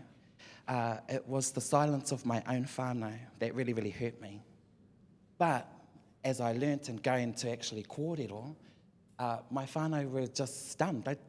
No one was ever interested in our family before, on what they thought about anything. And they just didn't know what to do. And I apologised to them because I had slammed them for it. But this took me on a whole nother journey. And it also created a huge conversation, not just across the country, because Pākehā have no place in this conversation. Yeah? This was a conversation for ourselves and what we were going to do. What does this mean for us now? Does this art form have the ability to change? If so, what is that change? What are we okay with? And I realised that we weren't even able at some stage to even get to that level of having those kōrero. But in the end, it did. There was also confusion because people didn't know Ash, people didn't know me, don't know what this even represents. It never was going to stay like that, but it's symbolic of her because she's been a huge pillar in my life.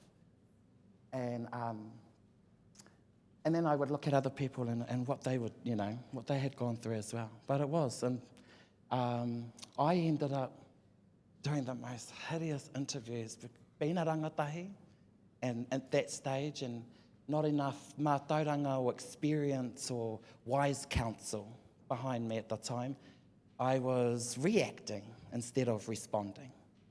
And so what I did was I stopped it and I poured all my feelings and everything into craft. And my craft is I carve hiru. I love hiru. I don't have one, which is why I'm wearing this thing. But I love hiru. And it's been part of my success story, hiru, as well. This is my whaia Hinewirangi, who I love with all my heart. And she is my kaiako, she's my mother, she's my sister, she is everything to me. She is the nanny that everybody deserves and that everyone would wish for. She is absolutely amazing. And with her guidance through that, we used to just get on the piss all the time when we wanted time off from the kids. And then we took a new track and we would wānanga. That became our thing for about 5, 6, 7 years together. And we would go around and learn and share. And we've been her succession and still are at this moment. And her handover of all the tupuna kōrero that she would share. And so I incorporate that into my own mahi. And we all do. KŌRERO. KŌRERO was also an outcome of my moko journey.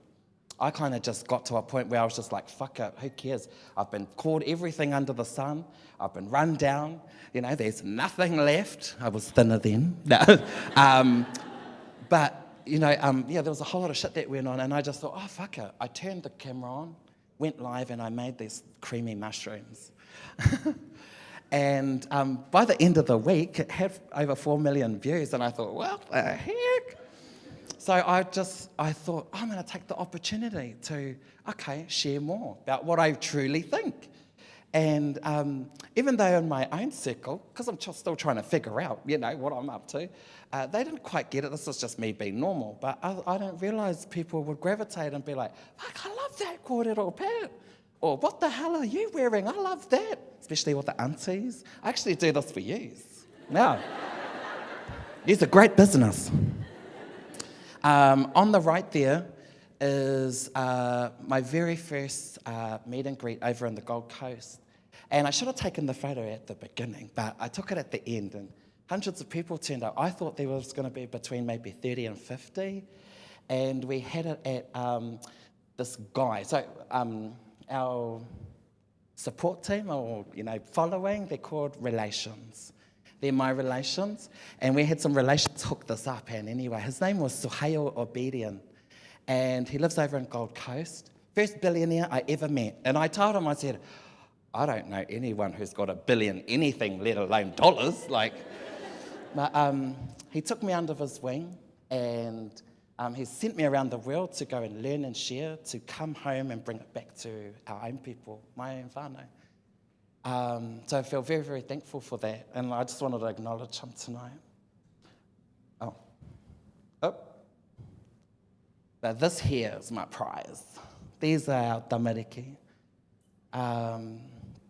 I never thought in a million years, being here in Rotorua, experimenting, doing all of that stuff, that would ever result in me having this, to me, is my true wealth, is my tamariki and what I'm able to instill in them. And they will cut their own path like everyone in here does anyway. We do have our tamariki that are like, oh yeah, you can tell me this, but fuck, I'm going to do what I want to do anyway. And so these are my greatest examples. I created a program called Here and Hapu Mama that has had massive success with our pregnant mothers, Māori, who have or suffer from addictions. And I use the heru to deliver that, and tupuna kōrero. I created a model, believe it or not, after I graduated with my master's, called tekanga. And tekanga is a fusion of technology and tikanga to support Indigenous innovation. Yeah.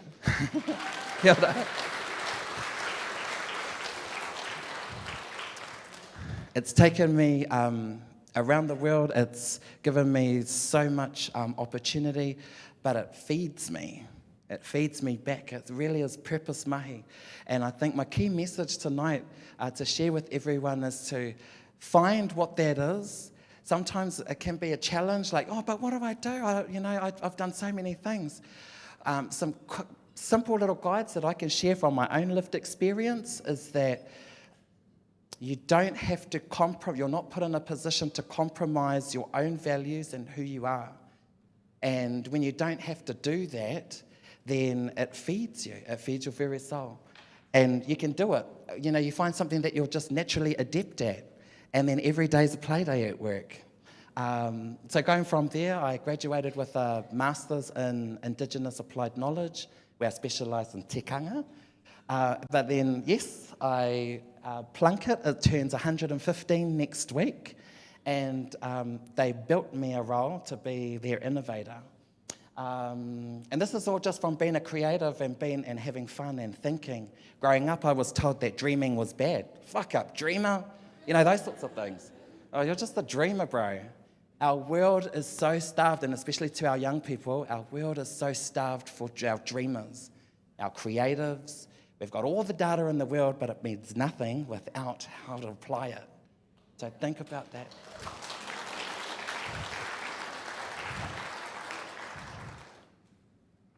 And to share that, ko pūtaiwa ki te maunga, rangatai ki te awa, ko mā tātua te waka, ko nai tamo ki me Ngāti Tarawhai, oku hapu, ko Ngāti awa tōku iwi, ko Patrick Salmon tōku ingoa. Kia ora.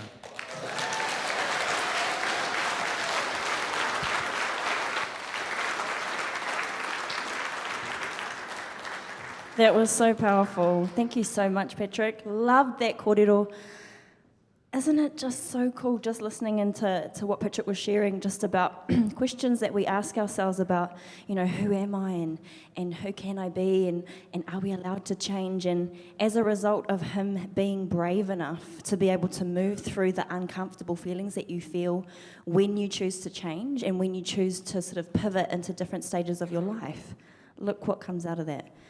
And to those people out there who are, like what you're saying, like the importance of really exploring that and fuck ups, what's a fuck up, right? So it's like, it's really embracing and looking at these fuck ups as opportunities for growth, looking at these moments that challenge us as moments that we can cultivate as opportunity for us to pivot into a modality, into a gift, into an exploration, into an adventure where we learn more about ourselves. And so thank you so much for that beautiful kōrero, Patrick. That was incredible.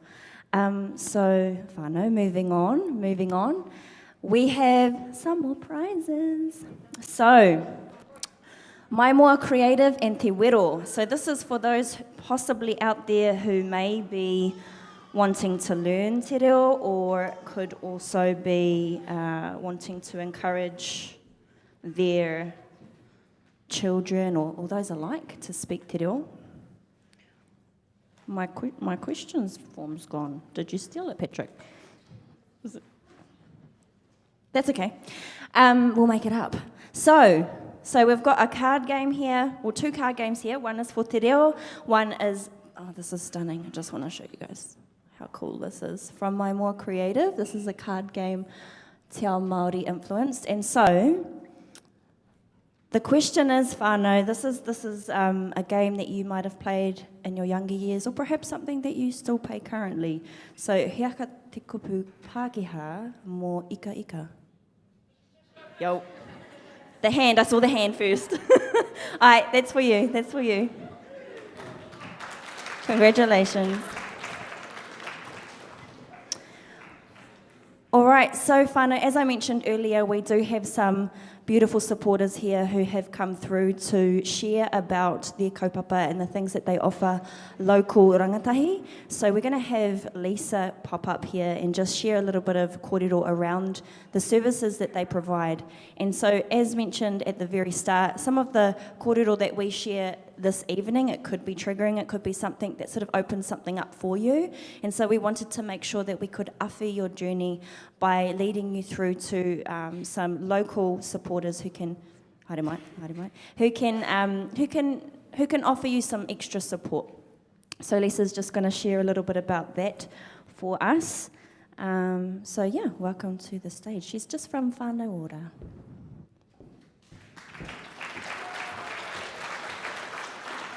Kia ora, tēnā koutou katoa. Ko Lisa Tauriki toku ingoa, ko Ngāti Maniapoto, Ngāti Tūwhare toa, me te Ati Haunui a Pāparangi o ka iwi, I te Parake o I Rere Whakaitu. I'm a cowgirl. I was brought up in Rere Whakaitu, beautiful paradise out there. And I'm here just to represent the mahi that I do, which isn't mahi at all. It actually comes really naturally to be able to help people. So I work for Te Arawa Whānau Ora. But before I go into that, I just want to acknowledge Tan and the amazing Real Talk team, e hoa, Ariana, for actually bringing this to Rotorua. And opening this space up for normalising real kōrero and real struggles and making it okay to voice those stories and through that be able to help other people that are walking in the same shoes. So doesn't get any realer than this. So I didn't have anything prepared tonight, but I've just been writing a few things on the serviette. So a little bit about myself, and I'll make it short because I don't want to take up too much time, but I was brought up out at Rere Whakaitu. When I was little, I wanted to be an NRL star. I wanted to be Mal Meninga, and that was just a dream that I had. Fast forward to 21, I moved to Australia, where I had a beautiful daughter at the age of 23. She's now 16. She's my everything. She put these blinging eyelashes on me tonight, and I feel like I'm going to fly away. I can't really see past them, to be honest.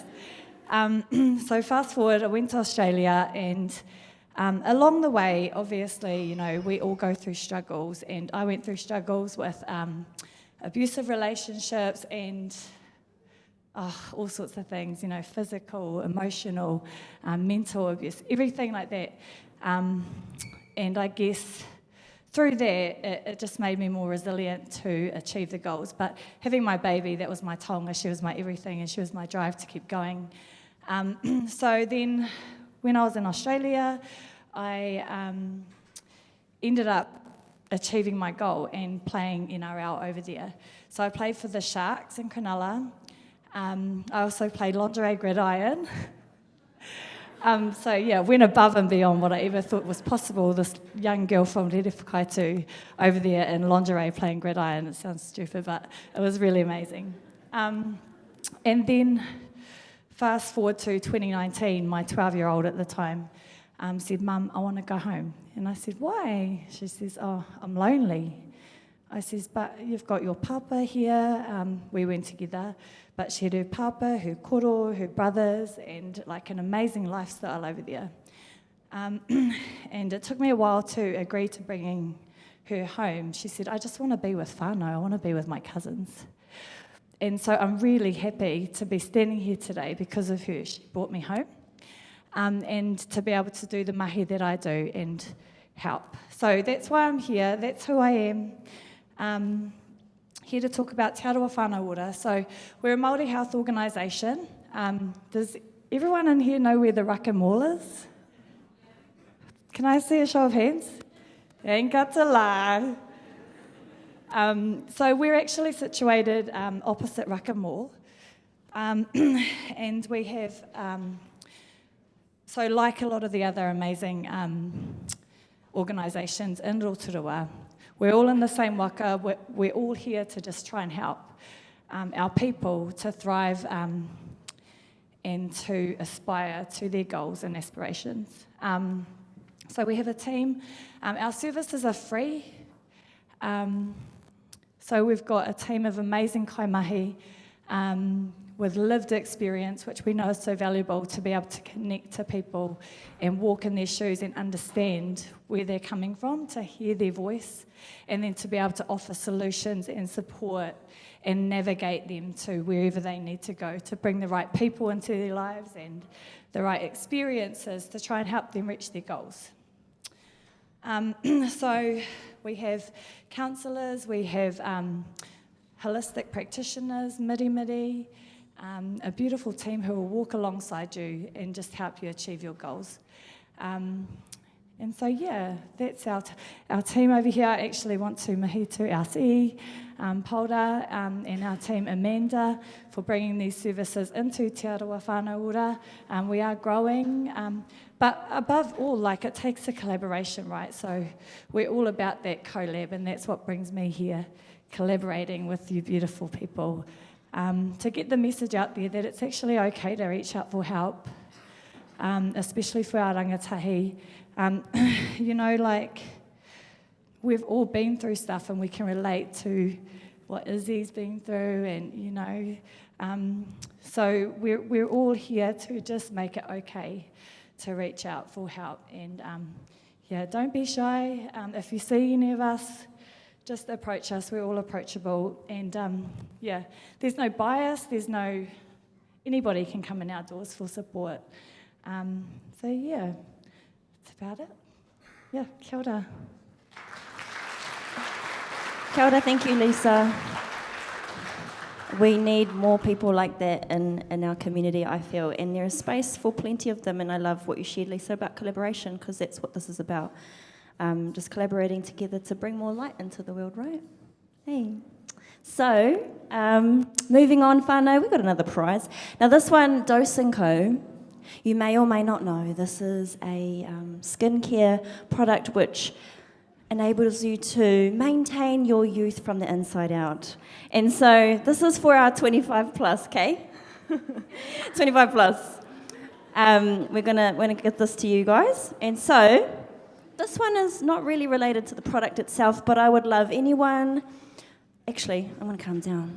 I'm gonna get involved. Anyone who is brave enough to share who their favourite speaker was and why, or what really spoke to you. Anyone, and you get to have the mic. Yeah? You ready? You ready? I see you. Red lips? Okay.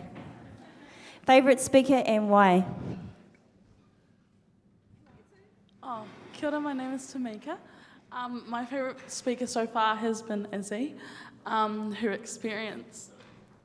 Don't cry. Her experience touches a little too close to home, but it's good to see someone so young, but so confident in herself and being Māori, and being able to, you know, share her experience so confidently. I really appreciate that. That was beautiful. Thank you so much. Thank you.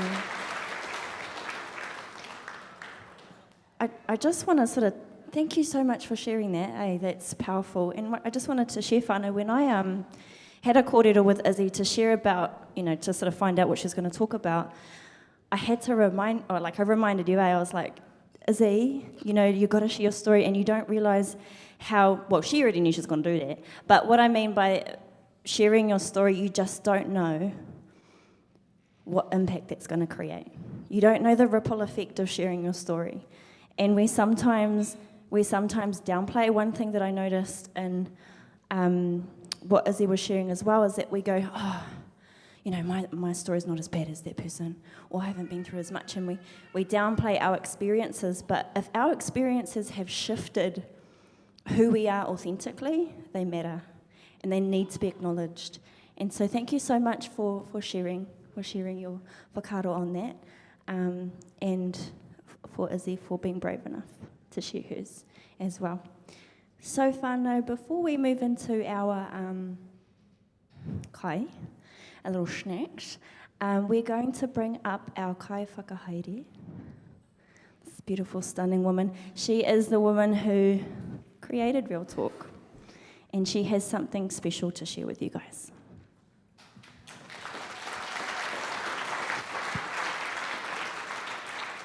Ngā mihi nui kia koutou.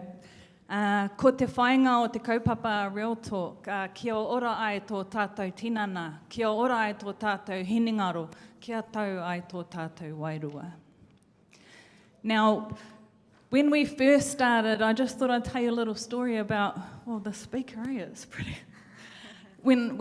How this all came about is I told my story for the first time. Patrick, I was a 16-year-old pregnant mum too. I told my story for the first time in a place called Te Ropua Whina, and it was a young Māori mums group in Rotorua. And it was the first time that I had actually told my story, and a weight lifted off my shoulders that day. And it wasn't just the fact of the way that it made me feel, but I looked around that room and I saw the tears, and these wahine were sitting there going, I want to tell my story too. I hear you, I've been through that, I've got a journey and I've got a story to tell. And I knew right then there was a power in utilising our voices to communicate our struggles and not being whakamā about the shit that we sweep under the carpet. We need to kōrero, we need to bring it forward so that we know that it's okay to speak about. It's not okay, some of the shit that's happened to us. It's not okay, but it's okay to speak about it. And so the Real Talk journey evolved. It's evolved. And like yesterday I stood up here and I had to pinch myself and look around and go, fuck.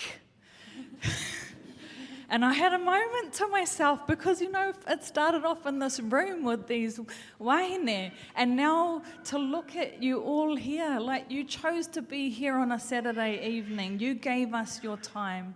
And I'm a strong believer that if you were supposed to be in this room tonight, this message, you know, you chose to be here and you were supposed to be here to listen to whatever taonga that our KŌRERO share with you tonight. So I started thinking, okay, we're creating these events, they're awesome, we're getting these messages across, we're changing lives, and if we save one life in the audience, we've done our mahi, we've come to do what we've come to do. But I thought, you go away, you come to this awesome event, you get encouraged, motivated, inspired, you leave these doors, and then you go back to your normal lives. And I know from the upbringing that me and my sisters had, sometimes you need something that reminds you of that experience that you had. And so we went and embarked on a journey to create a Real Talk book. Because I know when I was younger, I used to get books from the library and I used to pretend that I was that girl in the, you know, doing all the fancy things and stuff, but really. And so this book is filled with 11 stories from past KŌRERO that have shared the stage at our Real Talk events. There are learnings in here. There are exercises for you to do. There are just the stories, reading the stories. And I guarantee you, if you pick it up, you won't be able to put it down. It's very impactful.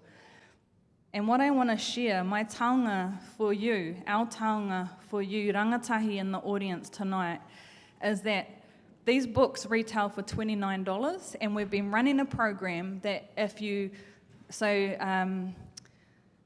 people buy a book and they pay for a book to gift to other rangatahi, but we have done a lot of fundraising, and from the help of tātou, who unfortunately can't be here tonight because of tangi, we have been able to secure enough books for every rangatahi in this audience.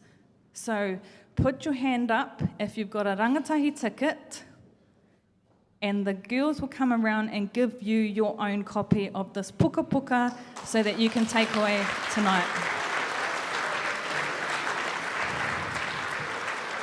And whānau, as Patrick said, it's stage, not age, so keep your hands lifted high and the girls will come around and give you a book. But if you, whakamā, if you want a book and you don't have the putia to pay for it and you're older than 25, put your hand up and you... I'm like Oprah. One for you. You get a book. You get a book. You get a book.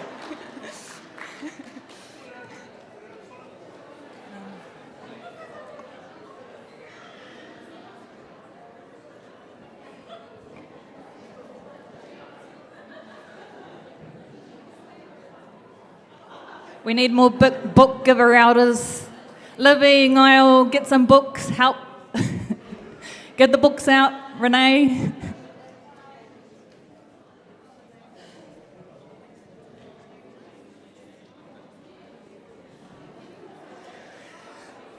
Okay, I'm just going to haere tonu with my kōrero, so if we can just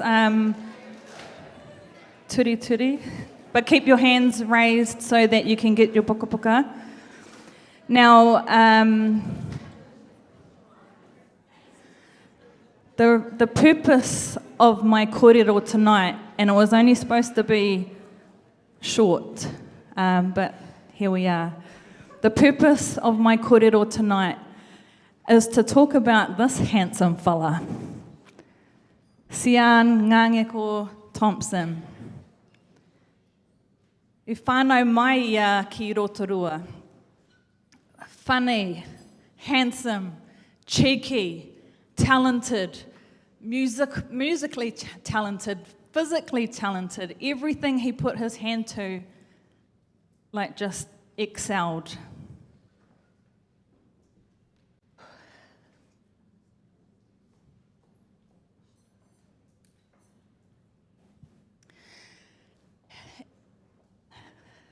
Engari, he tino pauri ia.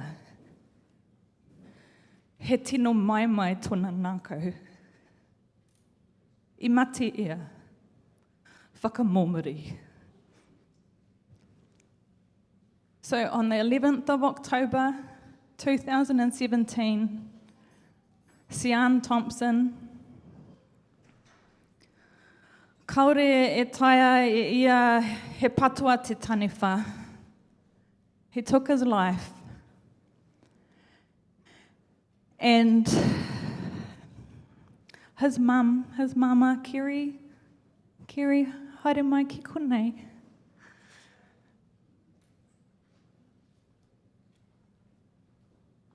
Tonight is dedicated to Sian.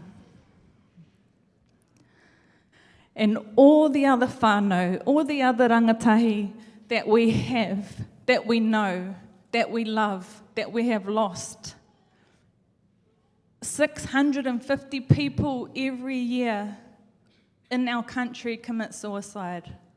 178 of those are tangata Māori, and a third of those are rangatahi Māori from the ages of 9 years old. We have a fucking problem. And this is the driving force behind why we do what we do. And my sister said tonight, Rangatahi, we love you. Izzy said tonight, it does get better. We all have a story, we all have a journey, and we can get through this together, but we need to kōrero. We need to kōrero to each other. So, Kerry, I don't know if you know, but my 11th of October is a significant date for you, and 11th of October, the year after Sian's passing, my son was born. So, I'd like to dedicate this tonight to Sian and to you and your whānau and all of Sian's friends. And I'd like to invite Lucy and Ari to sing a waiata for Kerry tonight.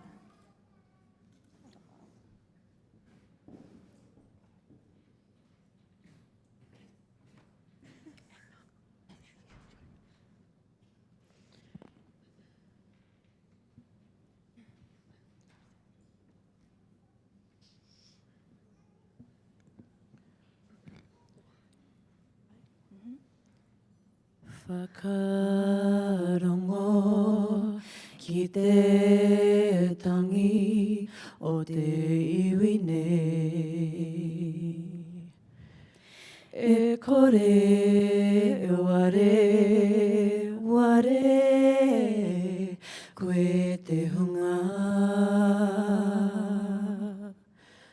Nā te atua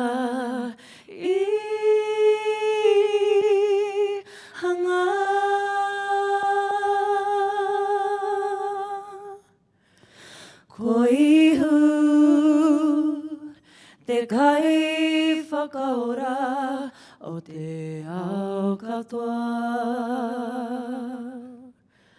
Ko te atua te piringa.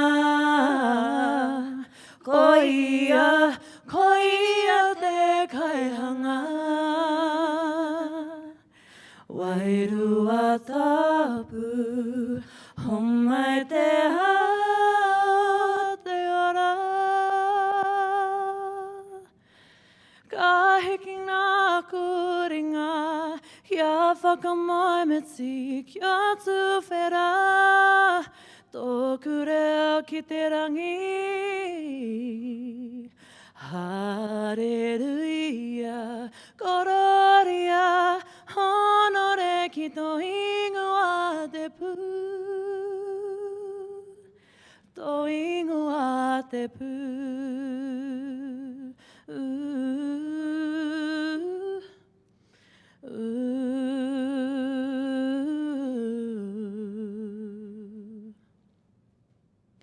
Whakamoemeti te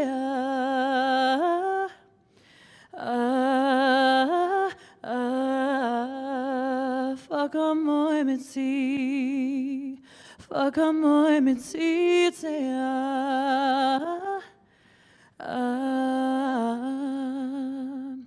whakarongo ki te tangi o te iwi nei. E kore ware koe te hunga.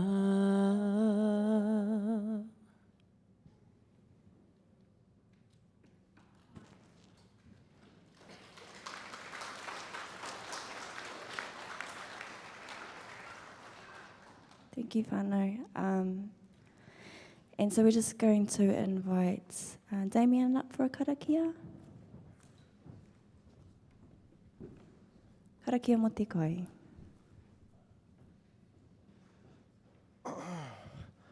Nō reira, ai kapakapa ana te manoa, nā ronga tonu nei te ia, me te mauri kua taumai nei i tēnei pō, mehe korokoro tui, a tēnā korua, mehe whetū ki te rangi, a tērā tupuna eri nei, o tērā tēnei mātou, māma, e karaputi nei, e taumai nei te korowai o te aroha, o tērā ka tohu nei, ahau ki a tātou nei mātua tupuna, o tērā mātua e noho ake nei, hei ahuri mō wai, o rātou mā, anō reira, tēnā koe, tēnā tātou.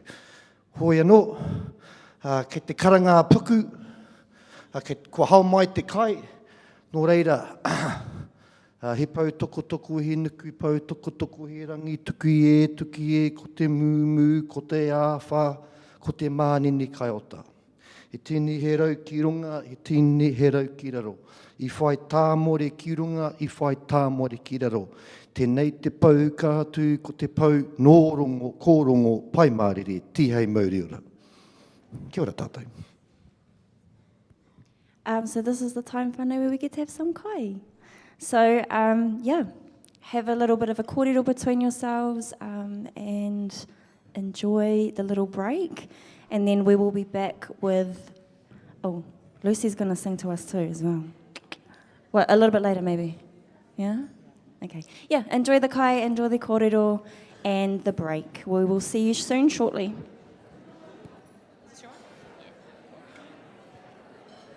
Kia ora, everybody. We're going to get back into the second half. So if you guys can make your way back to your seats. While you are making your way back to your seats, let's do a prize. So these are mana wahine affirmation cards, okay? These have been created by a beautiful wahine called Vanessa Voigt, and she lives in Australia but created these for wahine Māori over there to reconnect with themselves. So these are beautiful cards. They have beautiful images on them and are each really intentionally created. So the question I have for you guys is pertaining to Patrick's kōrero. What was the name of Patrick's kaupapa where he mixed... Okay. Ai, kia ora, Chloe. She was here for that one. So, where are our KŌRERO? Haere mai. Haere mai. So next up, whānau, we have a beautiful wahine who is going to share her story. He noho ana ia ki Rotorua. She's here in Rotorua. She's a mama of two. And I'm going to let Constance share the gist of her story. But growing up, she didn't get the kind of life that most of us get. Finding out who she was there was a big barrier to that. And so she was able to reconnect with something powerful that all of us here have been able to experience. And I am very honoured to welcome this guest. She is our second Rangatahi speaker. So homai te pakipaki whānau for Constance Ready.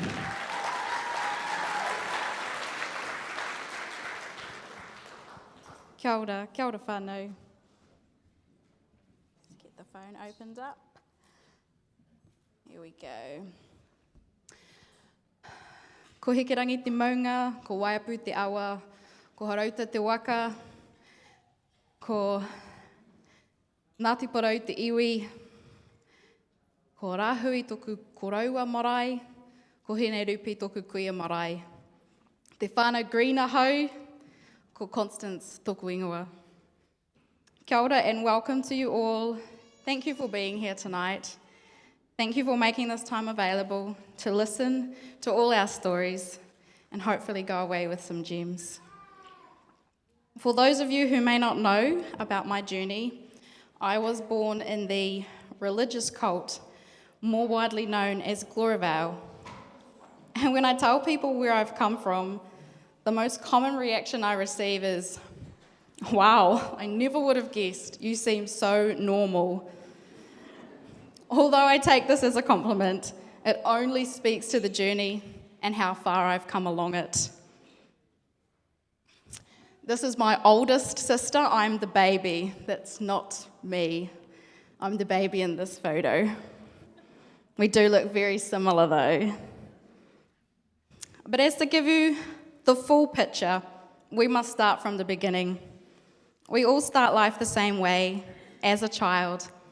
With that carefree innocence, we are authentically ourselves, not yet conditioned to society's expectation.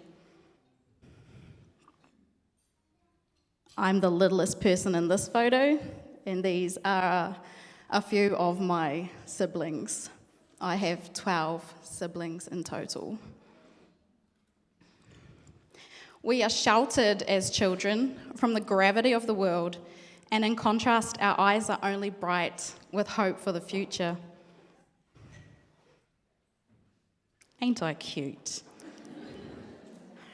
As we grow older and notice our environment beginning to change, we can sometimes try to cling to something familiar, and for me this was the ngahere. As young as 7, I would randomly disappear into the ngahere, where I would wander for hours, or simply listening to the bubbling of a stream or the kōrero of the manu, desperate to cling to a space that felt safe and home, and only many years later understanding this calling. By the time I was 15, I was completely submerged into the cult life and practices. My average mornings began between 5 and 6 a.m. with either kitchen duties, laundry, or cleaning. And then I would attend a full day of school and then straight back into communal duties. I had no idea what free time was or actually how to relax and enjoy it when I had it. Being a woman in this cult KŌRERO was nothing but a curse. You were indoctrinated into the system from birth, and from as young as 6 as a girl, you would begin with small responsibilities like preparing the dining hall tables for dinner or helping to peel 100 onions for the next meal. Kind of like on the marae, but really different.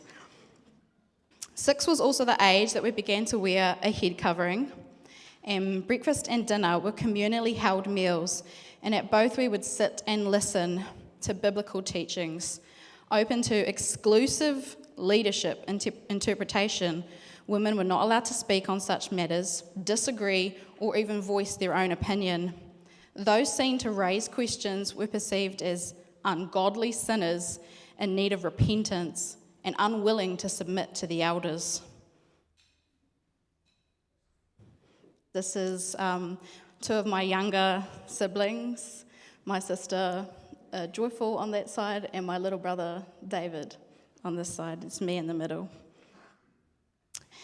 As a young woman, I was very aware of the expectations on me and of how I would be perceived, as well as the characteristics I was supposed to portray to prove that I indeed was a godly Christian woman. I was being trained, and not subtly at all, and that my place was to work hard without complaint, go, do, and work wherever I was told, to fully submit myself to the law of the leadership, and that one day I would be rewarded with a husband whom I would obey without question, and whose children I would carry and birth, as many as God would bless us with, since all and every form of birth control was strictly prohibited on pain of hellfire for murder. This is all my life would be. This is all I could hope for. Glory Vale, in essence, teaches that the church is above all, even family units, meaning that if a family member chose to leave, all ties would be cut, all pictures destroyed, and no memory ever spoken again. Communal holding of all money, so no one has or is allowed personal putia. Women are to be quiet, dress modestly, and cover their heads as a sign of submission to the men and elders. There is no such thing as mental health issues. You just need to pray and have faith, maybe fast if this persists. No salvation without baptism, no sex before marriage, although if you, as a woman, are sexually assaulted, abused, or raped, you will be blamed. We are taught that men have these natural desires that they just can't control. But us as women, we must either have been flirting or encouraging his sexual advances. Also, no smoking, coffee, or alcohol. Although we did have our own home brew, but it was supposedly non-alcoholic. But I know there are those of you who know what home brew's like, and that should be potent as fuck. This male authoritarian culture breeds nothing but harm, and being young, pretty, and brown only black-marked me. My character already decided for me as a loose, flirtatious girl wanting to sleep with any man that looked at me. And this suited them well, because if I did reach out for help, I was immediately silenced and publicly shamed, as everyone already knew that this is the type of girl I was. I've experienced stalking, sexual assault, sexual harassment, and abuse, all within a culture claiming Christianity. Not even my parents being able to protect me from environments that I expressed how unsafe they made me feel. Constantly afraid, while forced to appear happy, struggling with the weight of suppressed emotions. Thoughts of unaliving myself with me always, but terrified of the hellfires I'd been taught would await such an action. I wanted so many things to be different. Yeah, I was powerless to change anything.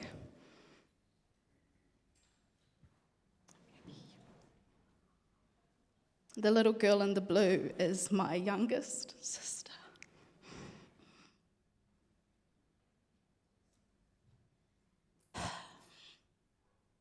It was within this warped, twisted system that my beautiful baby sister, the Pōtaki of our whānau, was born. Prayer she was named, as truly she was a karakia come to life. She was all joy and light, and her passing was the catalyst that eventually led to my own escape. My sister was born with Down syndrome and was bullied from a very young age for her looks and the way she spoke due to a hearing impediment. She was denied the medical attention she required, as well as specialist teaching, and was all but thrown aside by our society as an uncomfortable burden.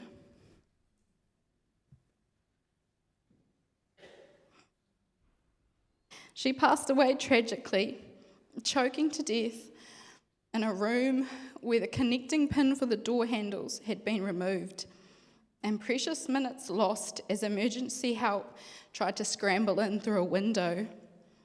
Her funeral was attended by all 500 plus members, and our whānau denied the opportunity to grieve her in our own way. No beautiful tangi was held. No emotions other than happiness at her being in heaven expressed. All of it grinding away at my heart, threatening to explode. I began to question everything. Why would God allow such an innocent life to be taken away too soon? Why would the leadership prohibit us as a whānau from grieving the loss of our sister? Why did they all pretend she was so loved and valued when she'd been treated as nothing but less than? Why did I remain loyal to a system that had shown her such disrespect? Why had I not done more to protect her and give her the quality of life she deserved? Emotions waging war within, questions filling my mind unanswered. I returned to the one place I felt solace, the Ngāhere. Climbing through the trees to a hill where I could feel the wind, I screamed out to God to make me fit in, to make me feel happy again, to make me feel safe and wanted, to feel loved and protected. I cried out to the God I'd been taught listened, but I heard nothing from him. And yet, standing amongst those trees and feeling the wind around me, I felt connected to something that I did not understand, as though nature around me understood my pain, saw my tears, held space with me, made me feel as though what I was experiencing was not at all something I should be ashamed to express. And it was as though the voices I'd long kept silent inside me, I finally heard. The voices I know now were those of my tipuna, who had always been with me, saying, "We stand with you, and your pain is our pain. We see you, we hear you. Be bold and have courage, for you have been through much, but you will go through much more."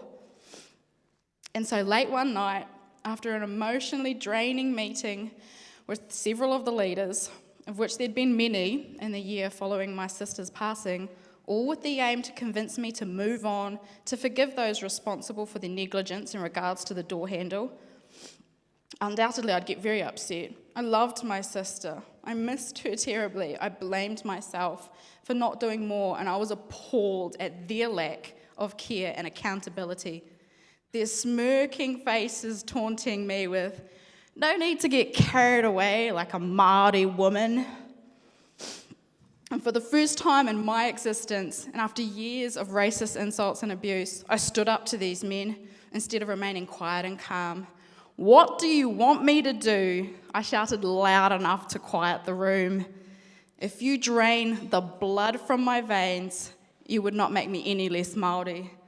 A term I did not even understand in its depth, only that it made me different and less. And I knew that one moment more in this place was no longer an option. All trust, all respect gone for these men. I knew that if I continued to wear that mask any longer, I too would become the mask.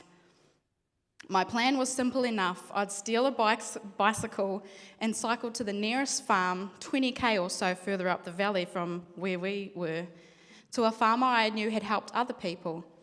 My immediate thoughts, though, went to my mama and how worried she'd be in the morning when I was nowhere to be found. I took my plan to my best friend at the time, asking her that she pass on to my mum the knowledge of where I was going to be. And it was her idea that we try to find a car instead of cycling, since she had been allowed to learn to drive, something I did not know myself. Keys for all community vehicles are collected each night and locked in the main office. So I wasn't very hopeful that there would be one we could use, but we were in luck that night. As the leading elder's car was personally owned and the keys not removed, we stole the leading elder's car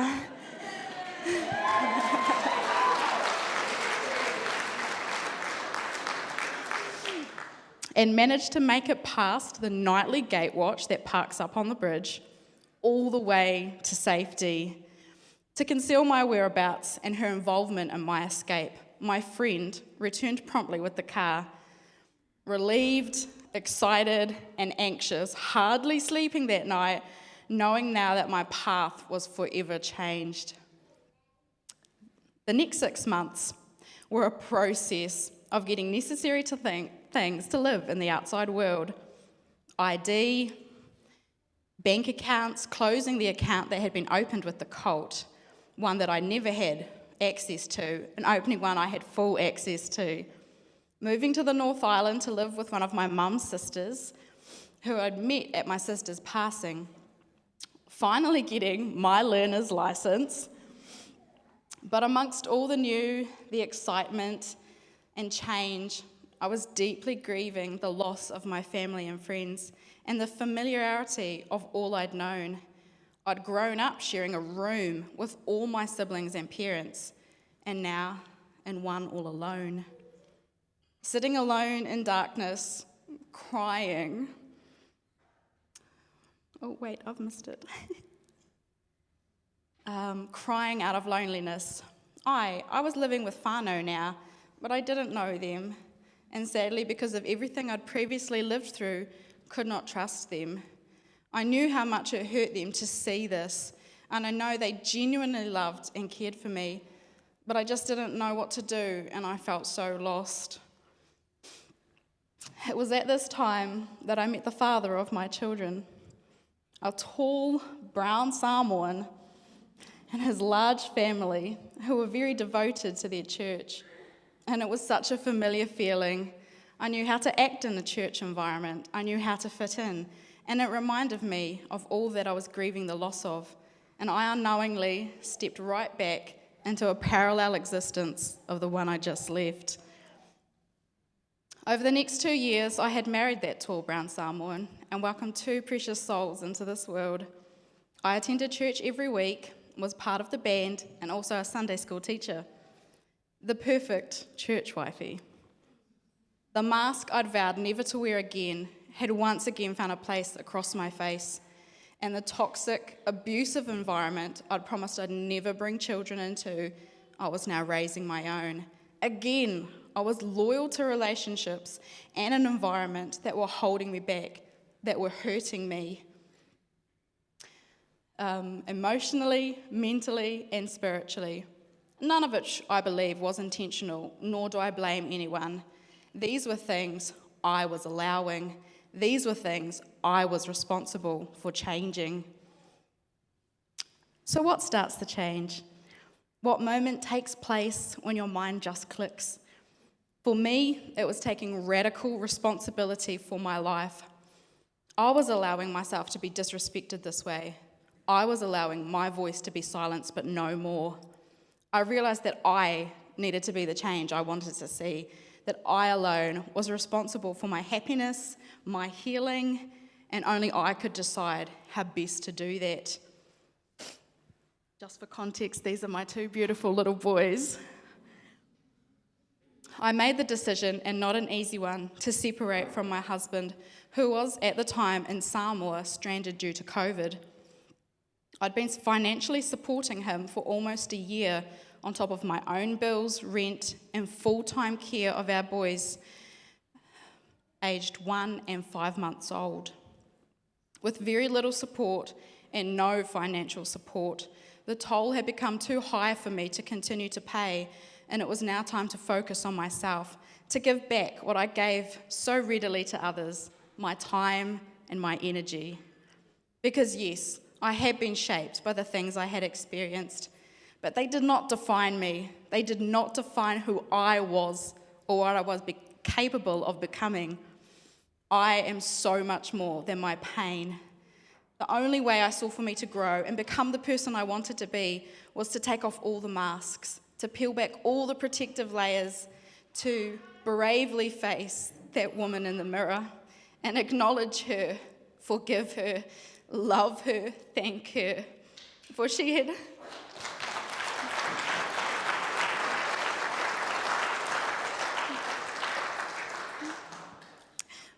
had carried us through so much, and it was now time for her to transform.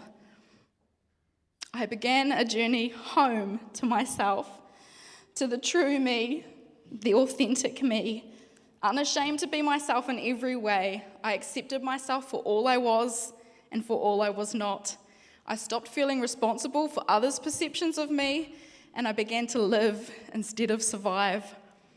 I dug into my culture, our culture, reclaiming that space, started using the reo kupu in my whare, started reconnecting with whānau, discovering my whakapapa and roots.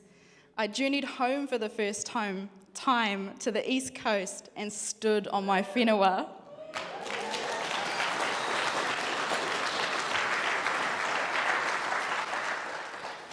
I was welcomed into my maraes, and the voices of my tipuna called out to me, "Welcome home, you are finally here." I felt their mauri and their wairua surrounded me, and it struck a match that ignited a fire in my belly. I knew where I belonged. I knew that I walked in the strength of those who had gone before me, who I now realised had always been with me, and it all made sense why the ngāhere was my solace, and in the arms of Tāwhiri Mātia, I'd felt safe enough to express it all. This hikoi, I hope, will never be over. This is my beautiful Nana. She celebrated her 90th last year. I hope there will always be more to heal, more to learn, more ways to grow, more of myself to uncover. And it does not happen in a day, a month, or even a year. It takes constant commitment to change, growth and healing, as well as compassion and love. Because we are only human, and we won't always have it all together. E kore au I ngaro, e kākanoa hau, e ruia mai, e rangiatia. I can never be lost. I am a seed sown in the heavens. No matter where we have come from or what we have experienced in this life, we are still all that our tipuna dreamed of. Thank you.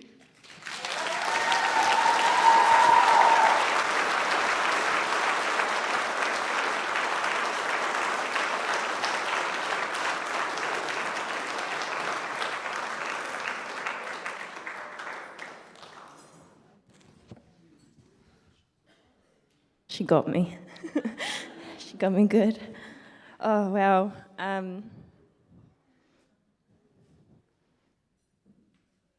Just thank you, eh? That was beautiful. It was powerful. The strength that you carry, Constance, it's admirable. And by you sharing your story, I know that every single person in this room, they're going to take a step towards reconnecting to their true, authentic self. So thank you so much. You're amazing. Okay, so we got a prize. That's why the prizes are good, because it kind of, breaks the ice a little bit. So this one is probably quite fitting, actually. So te koe.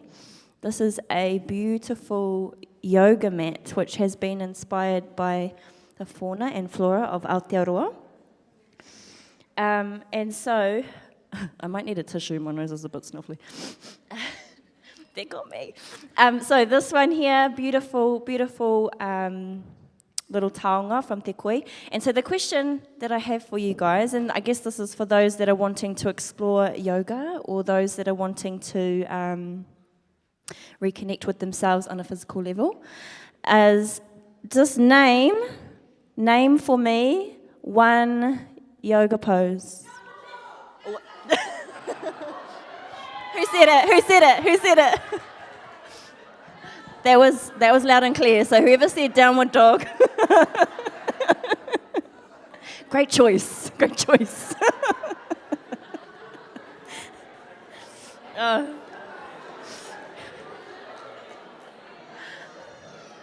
Thank you for that enthusiasm and for breaking the ice. Now we're good.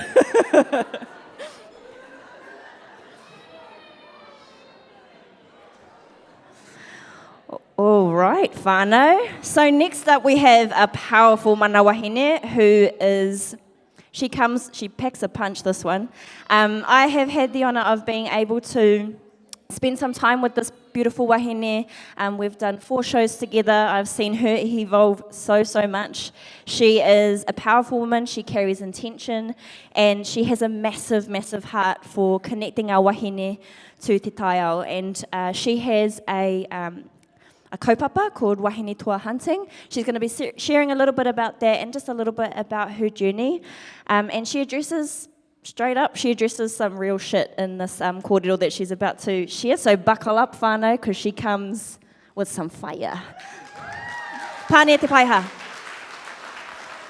Where's the thingy? There it is. And is it forward, is that? Yep, that's forward. Kia ora whānau, my name's Pania Te Paiho. I'm founder of Wahine Toa Hunting. But before I was that, I was just a little hood rat from KŌRERO. People think I was born in the bush. No, I wish. I was born in the concrete jungle. And but to be honest, like growing up, my life was pretty handies. My dad killed himself when I was 14, and we found him. My mum just threw me out on the street, to be fair. And luckily, I was then whāngai by my beautiful whāngai parents. But I wouldn't change anything. Because what I saw growing up in the hood really resonated with me to this day, that every kaupapa I do through Wahine Toa Hunting resonates back to what I saw growing up. The poverty, so wild kai for kids. So that's a kaupapa where we go into the schools and we feed the kids from the wild kai within the vicinity, because not only does it fill their pockets, it feeds their minds. So we teach them about, up over there's like mussels, that's your pātaka, just reconnecting through that. So it really taught me a lot through the hard knocks of how you fucking survive when you ain't got no money, pretty much. And we'll move on from there. So Wahine Toa Hunting. Fuck. So I was with my cousin in Winds. I was an advocate. Apparently, got a big mouth. But when I was sitting in there, the thing that really fucking hit me was that it was all mana wahine. It was Māori women sitting there on their own whenua asking for a handout, asking for a food grant, because they had been denied the knowledge of how to gather it. We have pātaka everywhere. Whenua, hills, sea, everything. And no one wants to fucking be in Winds. Who the fuck wants to go there in the first place? I mean, I might, but it doesn't mean I want to be there. Anyway, so I sat there, and then my cousin's mate came up to us, and she was on the verge of crying, and she'd just been denied a food grant. So not only does she not want to fucking be there, she just got kicked in the head by her manapai because they said no. So she still can't feed her kids. I had to take that away and sit on that and go, shit, Pania, you're never going to be in that position where you can't feed your kids because you can live off the land. You can go get a feed of mussels, you can fucking go slash a deer, you can do all that shit, and that is fucking priceless. That is priceless. So I was like, right, what am I going to do? What am I going to do? I have to pass on this knowledge because I can't hoard it, because when I die, that knowledge dies with me. So well fucking done. Nah, I need to fucking fix this. Because when I see problems like that, I go, what can I do? Just simplistically, I'm going to teach some women how to hunt. Now, I was like, right, I'm going to make a little video and we'll just see where this goes. We might get 2 people that might want to come and, we'll just see where it goes. What a dick, because next minute, now I've got 4,000 women on my waiting list. I don't charge... No, don't clap, that's actually really stressful. I don't charge for our hunts because I don't want our people's money. Once you start bringing that into a kaupapa like this with knowledge that I got for free, and I can't charge the people who can't afford to fill their freezers in the first place, because then it fucking defeats the purpose. Yeah, so at the moment, the waiting list is at 4,000, and I'm having a break at the moment because I broke my back. Well done, 2 months ago. Anyway, moving on from that one. So what happened with wahine toa hunting, we started making some dickhead videos, whatnot, on top of the hunting kaupapa, and then it started to blow up. And so a lot of rangatahi started following me, and you know, in the real world, stepping back and out of the social media stuff, I had a couple of nephews and nieces kill themselves, and this was just something that was just weighing on me, you know? And then I'd have in my inbox random kids I don't even know going, Auntie, help me. I don't know where to talk to. I'm going to fucking kill myself. I don't know what to do. No one's fucking listening to us. Can you help me? Where do I go? So I'll be ringing around fucking Levin everywhere going, can I get this kid in? Oh, sorry, nah, you don't live in the area. What the fuck? The fact that this kid's even coming to me at this point, this kid doesn't want to fucking be here, and we're saying, oh, my bad, wrong area code. What dicks? Couldn't get funding for any of these kids that were in there. Oh, nah, sorry, this is going to be private care, it's going to cost this fucking much. How can you put a price on a kid's fucking life? Well, we did it. It was done. We didn't have the money for it. Well done. So I said there, right, okay, well, these kids are coming to me, and it sounds like they're yelling at a fucking brick wall. But for some reason, people are listening to me, they're listening to Nix, and they're listening to Koe East. And I was like, right. So I approached them, and I was like, we got to do something for our fucking kids. This is not on. Because so reminder, whānau, this is before the mental health bill came in with all that funding. So I said to them, do you have my back? We're going to go do a hikoi to Parliament, and we're going to take our babies to the steps of Parliament, our ones that have passed, so they're not a statistic, so you have to see their faces, because that's what was happening too. The statistics have no personal empathy behind them. But when you have to look at those babies that we let down because we couldn't fund them and we couldn't get them fucking help, that's going to hit you real differently. 10,000 people RSVP'd for this, and about 2,000 people turned up. Now, this hikoi will forever be a stain on my mauri. This is one of the heaviest fucking things I've ever done. I had, at the time, she was 14, but at the time this happened, she was 10. She was walking to school with her best friend, and her best friend jumped in front of a train and fucking killed herself, and that kid, 4 years later, couldn't get fucking any help. 4 years later. Because there was no fucking funding. Now, because of that march, they went on to, oh shit, I'll go back. Because of that march, they ended up putting funding to the lower half of North Island for the young men's mental health, which progressed into the mental health bill. And yeah. So basically what I'm trying to say, whānau, it is our responsibility to always give our rangatahi a voice. If they're talking to you, don't tell them, oh, you can't. We're like, just fucking listen. Work out a way to fucking make it happen. Make it happen. Because if they're coming to you, that's the last resort.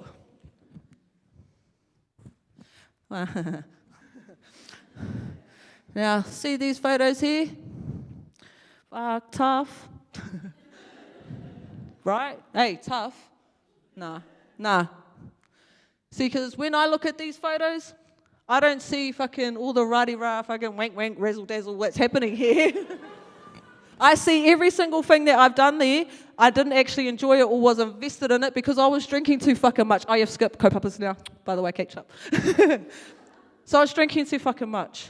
Every fucking magazine cover or anything else that was razzle-dazzle bullshit, let's fucking celebrate. Oh, but then when I'm stressed, let's fucking drink. Let's fucking drink when I'm happy. Let's fucking drink when we're sad.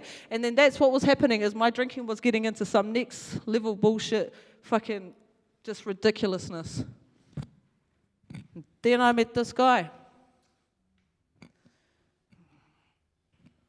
And had I not been drinking, I would have seen these signs easy as whānau.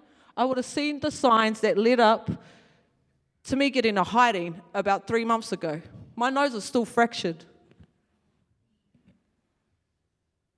Now, why I'm telling you this is because what I was doing is I was trying to outdrink my trauma from when I was a kid and when I was growing up. I was trying to outdrink my depression. I was trying to do everything possible except for fucking address it. So, as your auntie to the rangatahi in here, it is not your fault if you are getting put in traumatic experiences. It is not your fault. It is an adult dictated world you are living in right now. But please heed my warning as your auntie. It is your obligation to, as soon as you are old enough, please start to heal. Because you cannot out-smoke, out-crack, out-dick, out-drink any of the mamais. Because it's going to wait for you and it's going to catch up to you. I'm nearly 40 and this shit just happened to me. I'm fucking weighing a tour and this shit just happened to me because I didn't heal the mamais. I tried to out-drink it and you can't. You have to sit in it and you have to heal it. So in saying that, my name's Pania Te Paiho. I've been sober for 10 weeks now, and that was my real talk. Mauri ora.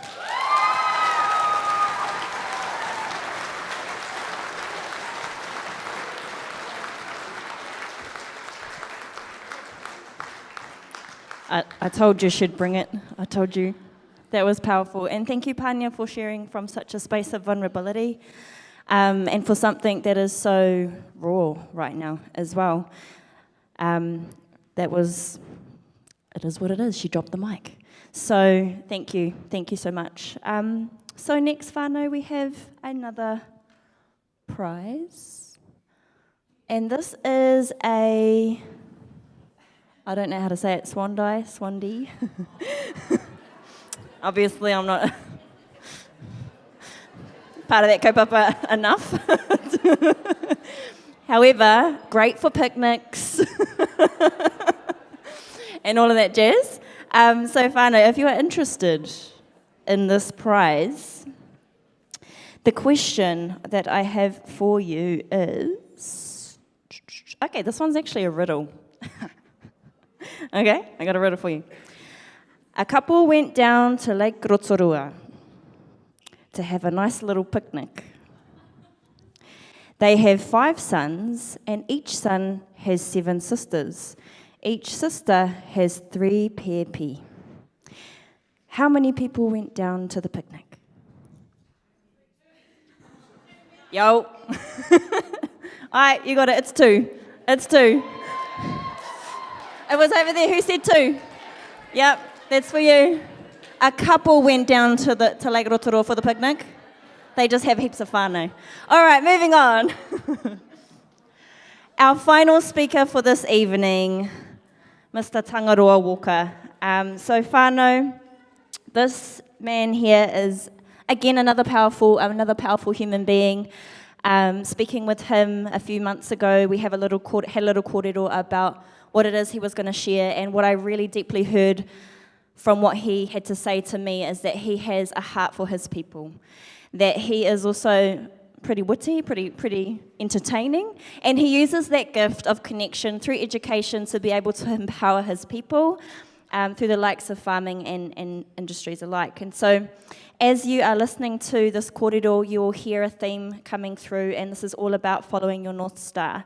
And so each of our kai kōrero have spoken to following your true authentic self, reconnecting with who you are, finding the thing that helps you to understand who you are as a human being and what you're here for. And so this is just another perspective to share that. And so please welcome to the stage, ladies and gentlemen, Mr. Tangaroa Walker.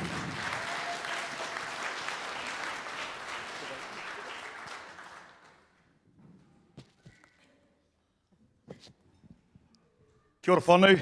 I'm used to yelling out in the paddock. So yeah, this might end up yelling down the mic. But before I start my kōrero, I just want to acknowledge my learnings from our speakers tonight. So, the bro, trust the process. Next speaker, don't care what anyone else thinks. Next speaker, if it's not right, it's wrong. Be the change. And to the sister over here, kai is currency. So that's my learnings for tonight, and hopefully with my kōrero, you guys take away pipi beds. Where are your kais where are your kids or tamariki gathering their kai from? So that's what my kōrero is about. And so my mission tonight. Do I need this? Okay. So my mission tonight is to convince you guys. Did that slide end up popping up? Or do I need to hit it? Yeah, right. Sure. There it is. So, my kōrero tonight is to convince you fellas, that you can pull your phone out and scan one of those QR codes, okay, for our people. So, I've got 20 minutes to try and get the sale across the line, okay? So, kia ora whānau, my name's Tangaroa. I feel like I'm from everywhere. I represent all Māori, and my purpose is to give a little bit of, give knowledge from the horse's mouth to our tamariki using technology. So that's what my purpose is, and that little QR code on there could change somebody's life, okay? And I wish I had it around when I was a young fella. But anyway, when I was a young fella, I was born, I hail from Ngāti Pukenga, out in Welcome Bay, all the greasy dogs of my whānau. And I should have played for Rangatahi, but they were too useless. So I went out to Pirirako when I was about 5 years old, got whāngai out there. And yeah, it's quite a quick story, but there's so many learnings that happened along the way. So I do a kōrero called Struggle Gives You Meaning. And it does. We've talked a lot about struggle tonight. And I'm going to tell you fellas just quickly some of the struggles that I had looking back, but when I was experiencing them at the time, they were mean. They were mean. It was just life, because you don't know what you don't know. So when I was born into pretty hearty whānau. Yeah, there were plenty of drugs around, plenty of alcohol, plenty of abuse, sexual abuse, kids getting a hiding, aunties, uncles giving my aunties a hiding, and my birth mum getting a hiding as well. And that was just the norm for me. I got whāngai at birth and got whāngai to a lady called Aroha, beautiful lady, big heart, and we lived in a tent for about 2 years of my life, just opposite Te Whetū o Te Rangi Marae, and we lived outside my nana's whare, down underneath this pear tree, and so we lived in this tent. And why I'm really passionate about depression and suicide and talking about it is I've never had any issues myself yet, but I've experienced a lot of it through whānau. So I remember heaps of times, we had this red bucket, and that was what my mum used to make the rewana bread in when we used to live in this tent. I used to bath in it. She used to wash all of our clothes in it, and that was the thing that I remember. And another thing I remember is going to bed in this tent with my mum.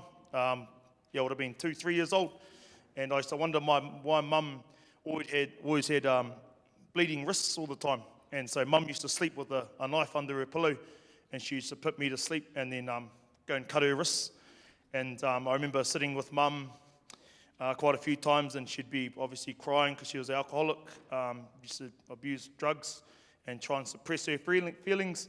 And she used to tell me that she doesn't want to be here and that she wants to die and all these things. And me being this young kid didn't understand.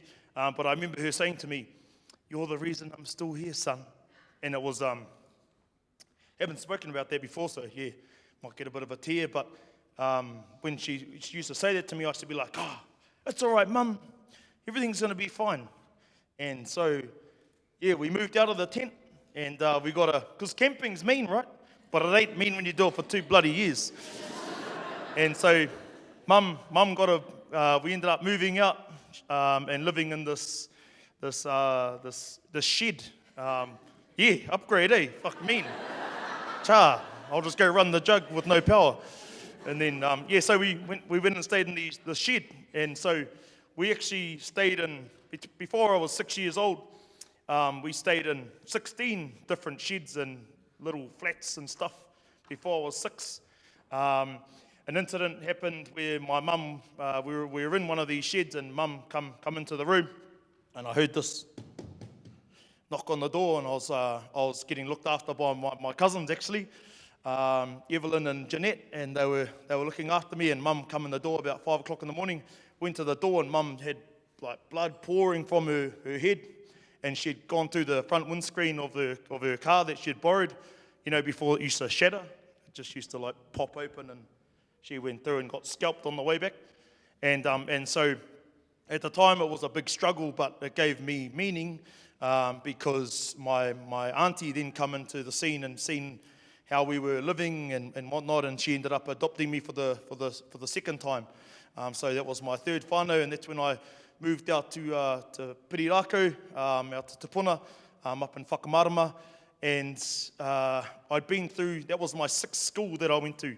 So as we were moving around, obviously I was changing schools and all that sort of stuff, and Mum couldn't really hold down a job because she didn't have a car, we didn't have a car. So when we used to live down in this little shed out the back of this Flash Air's house. He used to own a shed down Girvan Road and out the mount. And my mum used to make me, well, I had to get up, and we used to pedal all the way down to Papamoa to go and clean this old fella's house. And Mum used to probably get like, I don't know, $60 a week for doing that. And we used to do that every day. Me as like a 3-year-old, 4-year-old, 5-year-old, we were doing those sort of hustles all the time. And my first sale, so tonight I hope you guys download this. My first sale was after Christmas one time. Got all these presents, and I wrapped them up, and I used to go down and stand outside Bayfair, and I wrapped them up, and I used to sell them for $1 or $2 lucky dip. Yeah, so that was my first little hustle, and then we used to sell rokatis and bags, take those down to Bayfair and sell them to people. So that was where I first did my first little hustle, I suppose. It would have been about 5, 6 years old. I used to go down there on my push bike with steal the clothes bag and stick all my presents in there, which were my toys that I literally just opened. And I'd break them all up, so I might get like a Lego pack of 60. Wow, guess what? You got 60 presents. Yeah. So that's sort of what I used to do. And I was just trying to hustle things from a very young age, trying to get a bit of money because we never had any. And when I went and lived with my uncle and auntie, when I was staying out with my mum and going to see all my cousins and that, I used to have this one cousin that I used to sleep with, and we used to go top and tail. It was always top and tail, eh? You guys all know the story. But this cousin's actually here tonight, and he has the frickin' stinkest feet I've ever slept next to. Hey, cuz. Yeah, so top and tails with the cousins all the time. Whānau was sitting around the table getting on the sauce. That was just a normal thing. And so I went and got whāngai out to Whakamarama with my Uncle Kelly and my Auntie Piata. And guess what? They didn't drink, they didn't smoke, they were straight as, and they were frickin' old. So my uncle's about 76, I think, 76. He's an old bugger anyway, and he's always been old. But I got taught a whole lot of things, eh? Being this I was like his tono, his little gate opener, and go out and grab the paper and that sort of stuff. So I was real fortunate to get adopted and live with my uncle. But I don't want to. How much time I got?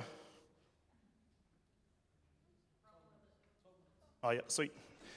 I'm sure you'll stay around. So I went to stay with my uncle, and I had a whole lot of learning with him. He was a pretty hard-nosed fella. Taught me how to play rugby and stuff like that. And my first setback that I had was not making the Roller Mills team. So I made time Mitchell on that. Thought I was a man. Got to we were at Te Puke, and we had the trials. Did the first trial. Apparently played mean. I thought I played mean too. And then made the second trial. And then I must have played shit because I didn't make the team. And I just remember sitting there crying like a little bitch because I didn't make the team. And my uncle was standing next to me, and he goes, "Let's go to the car." And we went to the car, and I was still crying, man. It was like, those ones? Well, those were the cries that I was doing, and I couldn't bloody control it, and I'm trying to be tough. Walking out of there, 12 years old, and he's like, "Yeah, shut up, man," trying to hide me. And we get to the car, and he goes, "What are you crying for?" And I was like, "Because I didn't make it." And he's like, "Did you deserve to make it?" And I was like, "Nah." And he goes, "Yeah, because you're too busy leaning on those fucking rucks." And that's what he said to me. And I was like, "Oh, fuck. Yeah, I was being useless. That's why I didn't make the team." And he gave me a big talk, all the way back from Te Puke back to Te Puna. And that's when I sort of started toughening up, I suppose, and just, learned. I started training hard out and trying to get fit, and that was, I didn't like that setback, and it was freaking embarrassing. And I felt like I let a lot of people down and that sort of stuff. And so since then, I've learned that the grind is where it's at. And, do the mahi, get the treats. And I've sort of been on that grind for a long time. So, milked my first cow when I was about 7 years old. And I used to get $5 a week from my uncle. I said, "Uncle, I want some money. I've got to get the lunch order that used to come in at whakamā school every Thursday." And so he said, "Oh, you milk that cow, I'll give you $5 a week." So I was like, "Sweet, all good." Used to get this bloody cow and take it down to the yard, put the block under, put the bucket on there, milk this cow by hand, and then go and feed it to the pigs and our pig dogs every day. And so I give my $5, got my lunch order, and the problem is I was doing that at 7, 8 years old, and I turned 12, and I was still getting paid $5. So there's always a hustle behind the hustle, eh? And so I said, "Uncle, I want a pay rise." And he goes, "What for?" And I was like, "'Cause I've been fucking doing this for fucking ages." And he's like, "The bucket ain't getting any bigger. Right? You're not putting any more milk in." And so I was like, "Fuck, you know what? I'm gonna go milk some more fucking cows." And so went down, got off the bus down the road, and this fella used to milk 180 cows. Rolled up to his, walked up his frickin' long ass driveway, and knocked on his door, and he come out. Now, I walked past his wife, so there was like a big rose garden, real flash as cockies and mean rose garden, and walked past there. I was like, "Kia ora, Lisa." And she's like, "Oh, hi." I was only 12. Knocked on the door, and this fella comes out, he's got no clothes on, his freaking laho sitting there like this. And I'm like, "Oh, kia ora, bro. Hey, I've seen you come up and set up our cross country. I was just wondering if you got any work." And so yeah, I ended up working for this fella for like 7 years, all the way through till I was 18. And used to go down there, and he was a hustler, man. Their whānau had like 5 different businesses. They were pulverising kiwi fruit seeds and extracting the oil from them. They had a piggery, had 2 dairy farms, and they were just hustling at a big mill. Used to sell mulch and all this sort of stuff. And all of a sudden, "Tau uncle, take your $5. I'm getting $70 now." Yeah, so I was bringing home the bacon all of a sudden. So that's sort of that was sort of my journey into farming. Fast forward to when I was at a point in life where we've all been. I know our beautiful wahine adopt a lot of knowledge and probably 2 or 3 years before us males do. So sort of 16, I was still 13. 18, I was freaking 15. You do the maths. And, all young, dumb and stupid and doing heaps of stupid shit and getting caught. And so I ended up getting a bit of trouble. I was freaking selling dope and shit and at school, and I hated school my whole life. So I've never read a book in my life. Anyone have not read a book ever? Fucking hell, I am dumb. Fuck, the teachers were right. So okay then, let's put you to the test. Who's written a fucking book? Yeah, that's right. Yeah, well, I haven't even read my own book, so written a book, haven't read it, and still haven't read a book. I'm not proud of it, but I just, there's a huge skill gap at schools, and there's a whole lot of talent there that's not getting recognised. There's a whole lot of hustlers, because if kai is a currency, what other currencies are there? What other currencies are there? And where are our tamariki gathering their pippies from? What beds are they gathering their pippies from? And so, 18, I was a dumbass, apparently, just going to be a wage earner, just like my whānau. My uncle drove a concrete truck. My auntie used to grab the eggs from the chicken factory, and they were all good jobs, brought an income in that. But there must have been something better for us Māori, And so I was farming, and my boss at the time, man, he had a mean house, always builders there, like adding on to their whare, putting in a new kitchen, all that, drove all the mean flash cars, and all their kids had motorbikes and computers in their bedrooms and bloody TVs in their bedrooms. But I'll tell you what, they didn't have much culture in their whare. Kids would leave. I used to go and eat at their their dinner table all the time.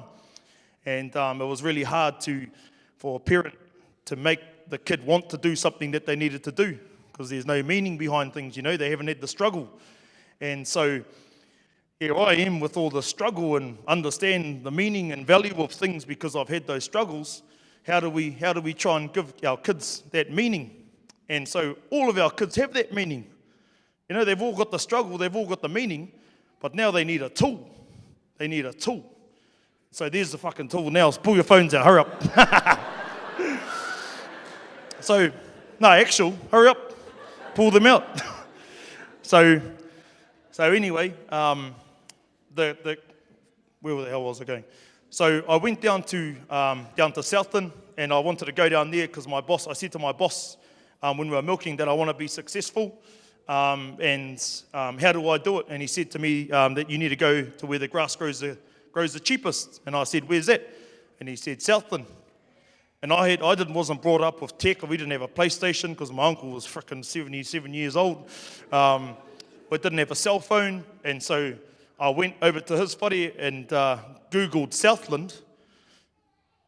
Frickin' hell, and this place turned up, and it had 3 pubs in a small town. And so here I am, put my dog, my big dog, my cattle dog, my 2 cats in the car, fucked off down to Southland. And so went down to Southland, been down there ever since. What's come of that is a whole lot of setbacks, a whole lot of tough times, no money yet, whole lot of opportunity though, and a shitload of networks.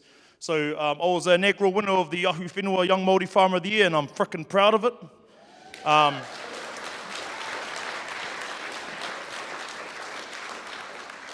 And we've also got Quinn as well, who also won the Yahoo Whenua.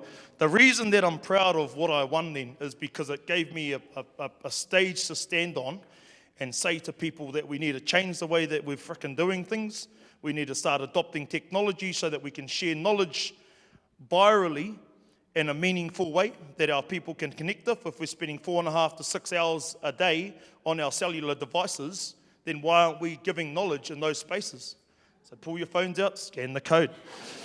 All right? And so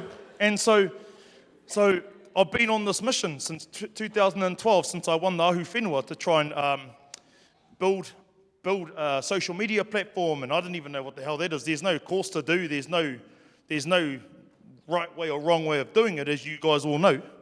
But this is how I did mine. I don't know if this is going to work. Shush.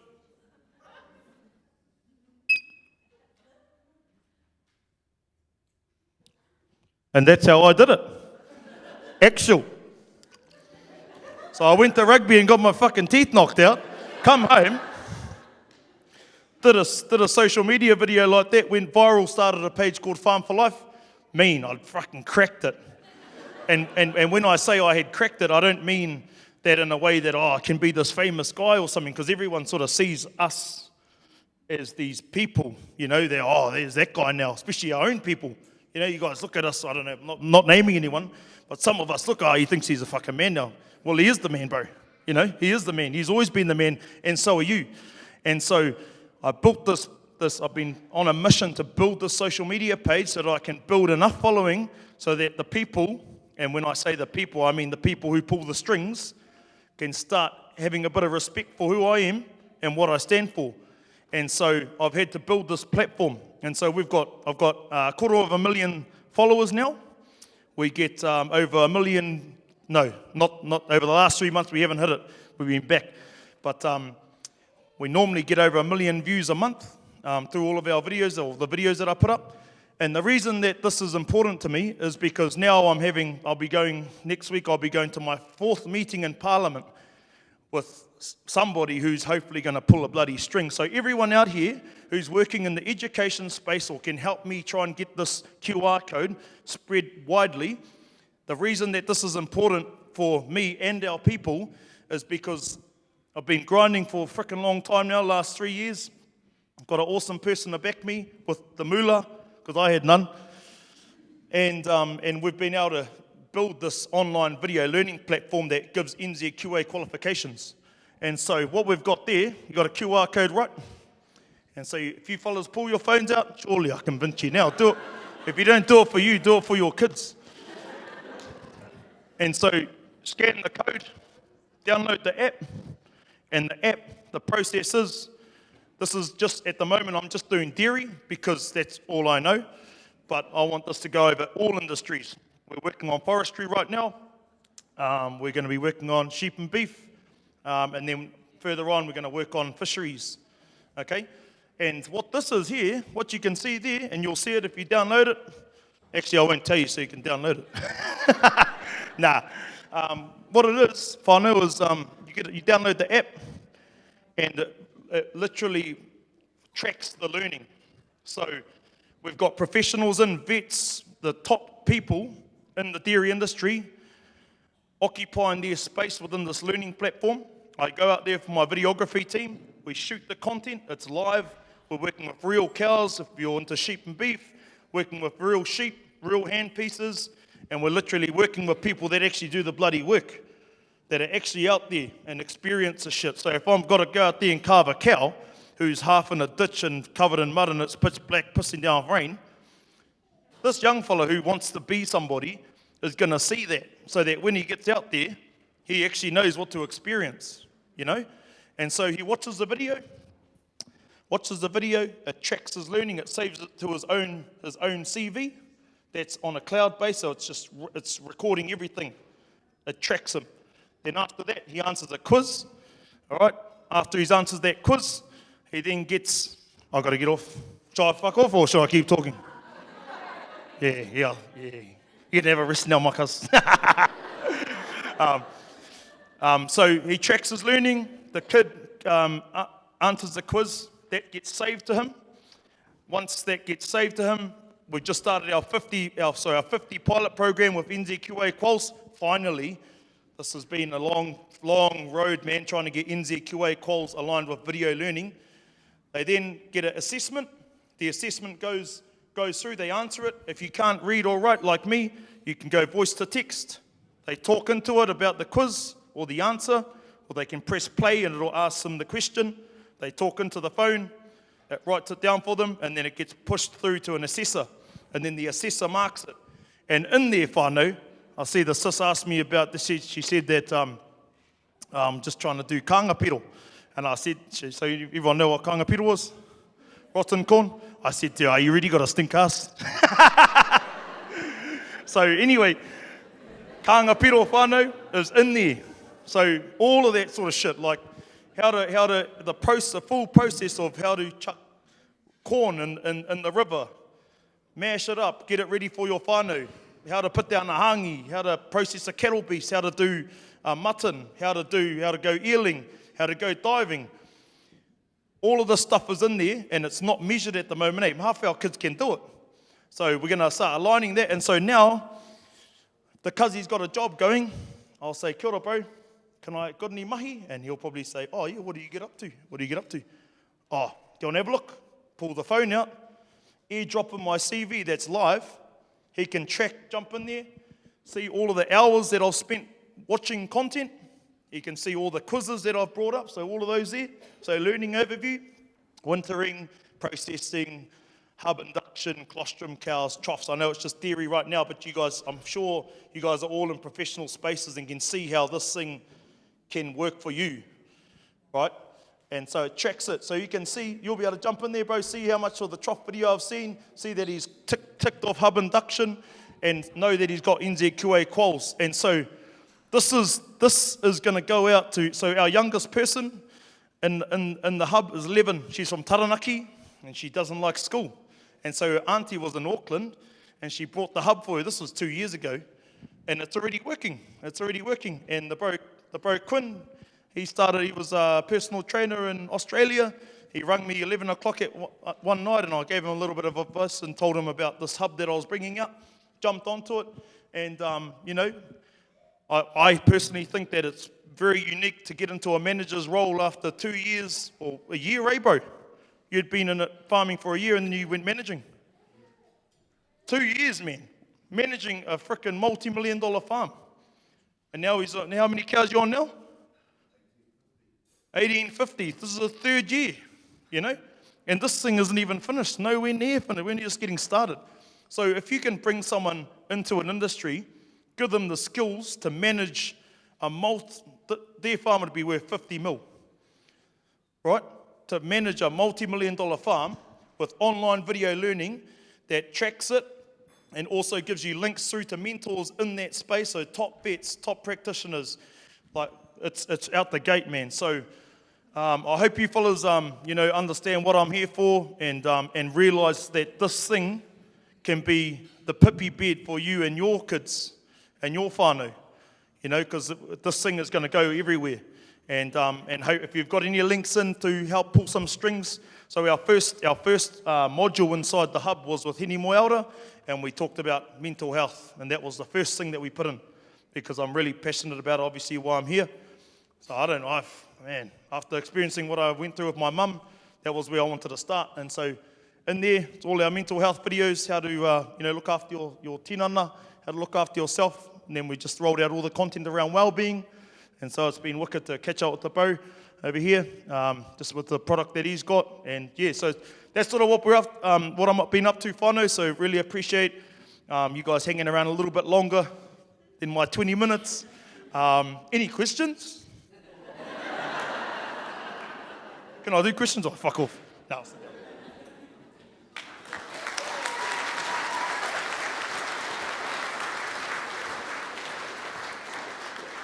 Thank you, Tangaroa. That was cool. That was so cool. Was there actually any questions, though? Does anyone want to ask? No. Well, you're welcome to come and speak to our KŌRERO afterwards if you do have any questions. What I think has been really cool just listening to each and every KŌRERO is just hearing, like, our people are so underrated, eh? Like, we're mean. We've got some gifted people in this country, and I spent a bit of time in Australia, 10 years in Australia, and coming home I've been here for almost 2 years now, and I've really been awakened to the beauty of our people and to how powerful we are and how underestimated we are. But I think being the underdog sometimes gives us a bit of grit. And that has been manifested in the stories we've heard today. Each and every one of our KŌRERO, thank you so much for sharing and for being an example to our rangatahi, but also to being an example to everyone here.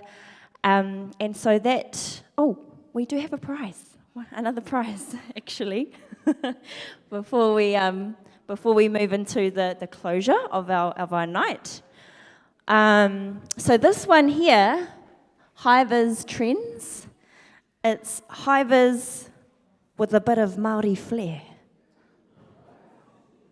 Cool, eh? Cool. Okay, so my question for you, whānau. So this kaupapa that Tangaroa was speaking about, it's starting in the farming industry. What is one other industry that Tangaroa is wanting to move into?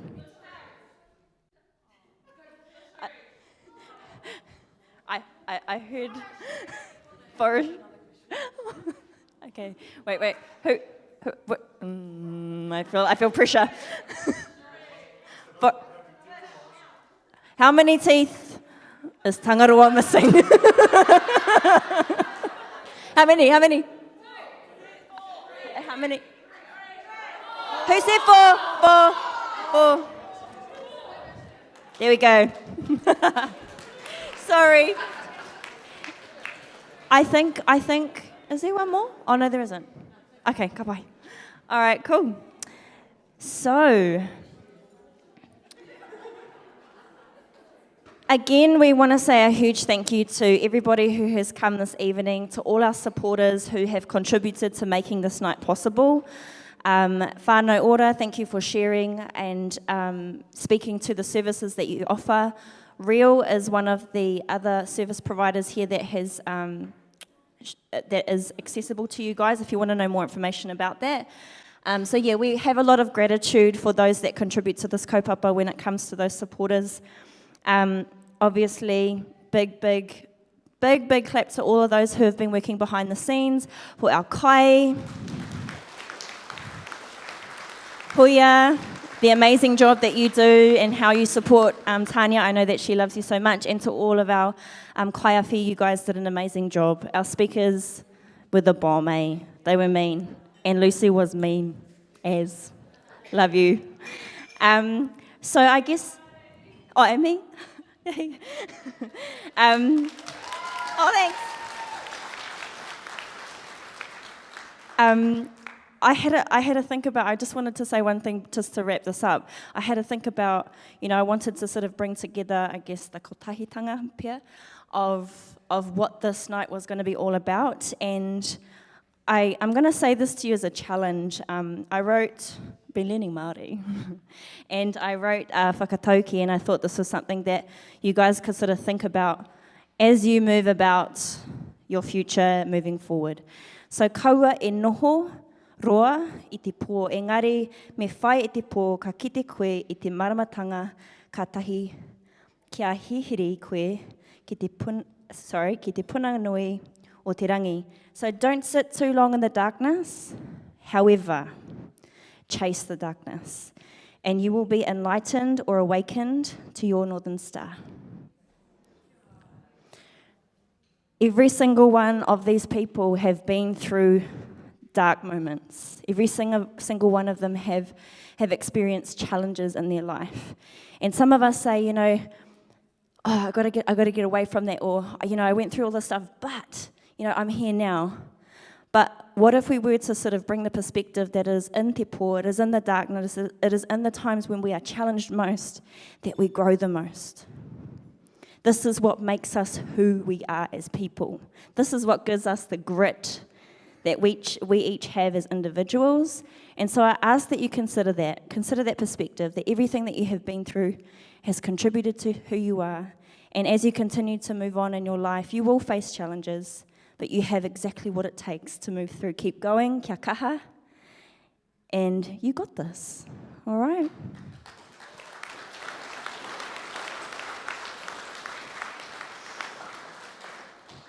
So, thank you. So just, we want to make this kaupapa better every time.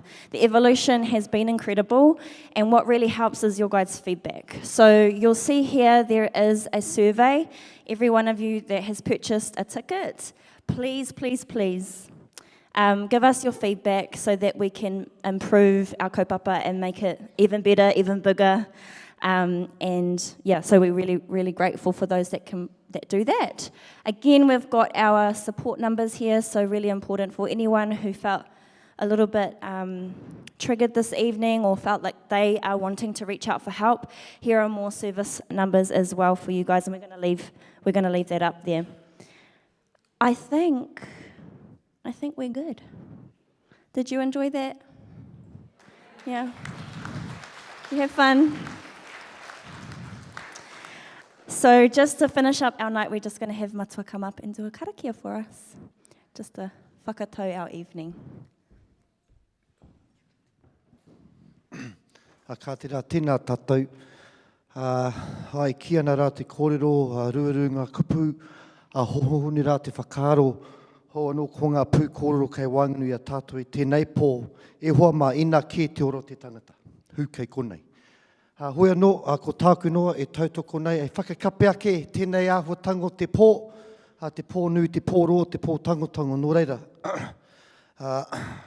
E tau nei ki rungi a tātou katoa te wairua ngā mātua tūpuna, nā rātou e whakatako te ara, hei koe ngā mātātou ngāuri. Whakatōki o tātou ngākau ki tēnā ki tēno o tātou whanaunga piringa karanga maha. Piti atu ki te hunga e tāmea rā I te pōuritanga. Ko ia rā e rongo whakairi ake ki runga tuturua whiti whakamaua kia tīna. Haume e hui e. Kia ora mai rā tātou.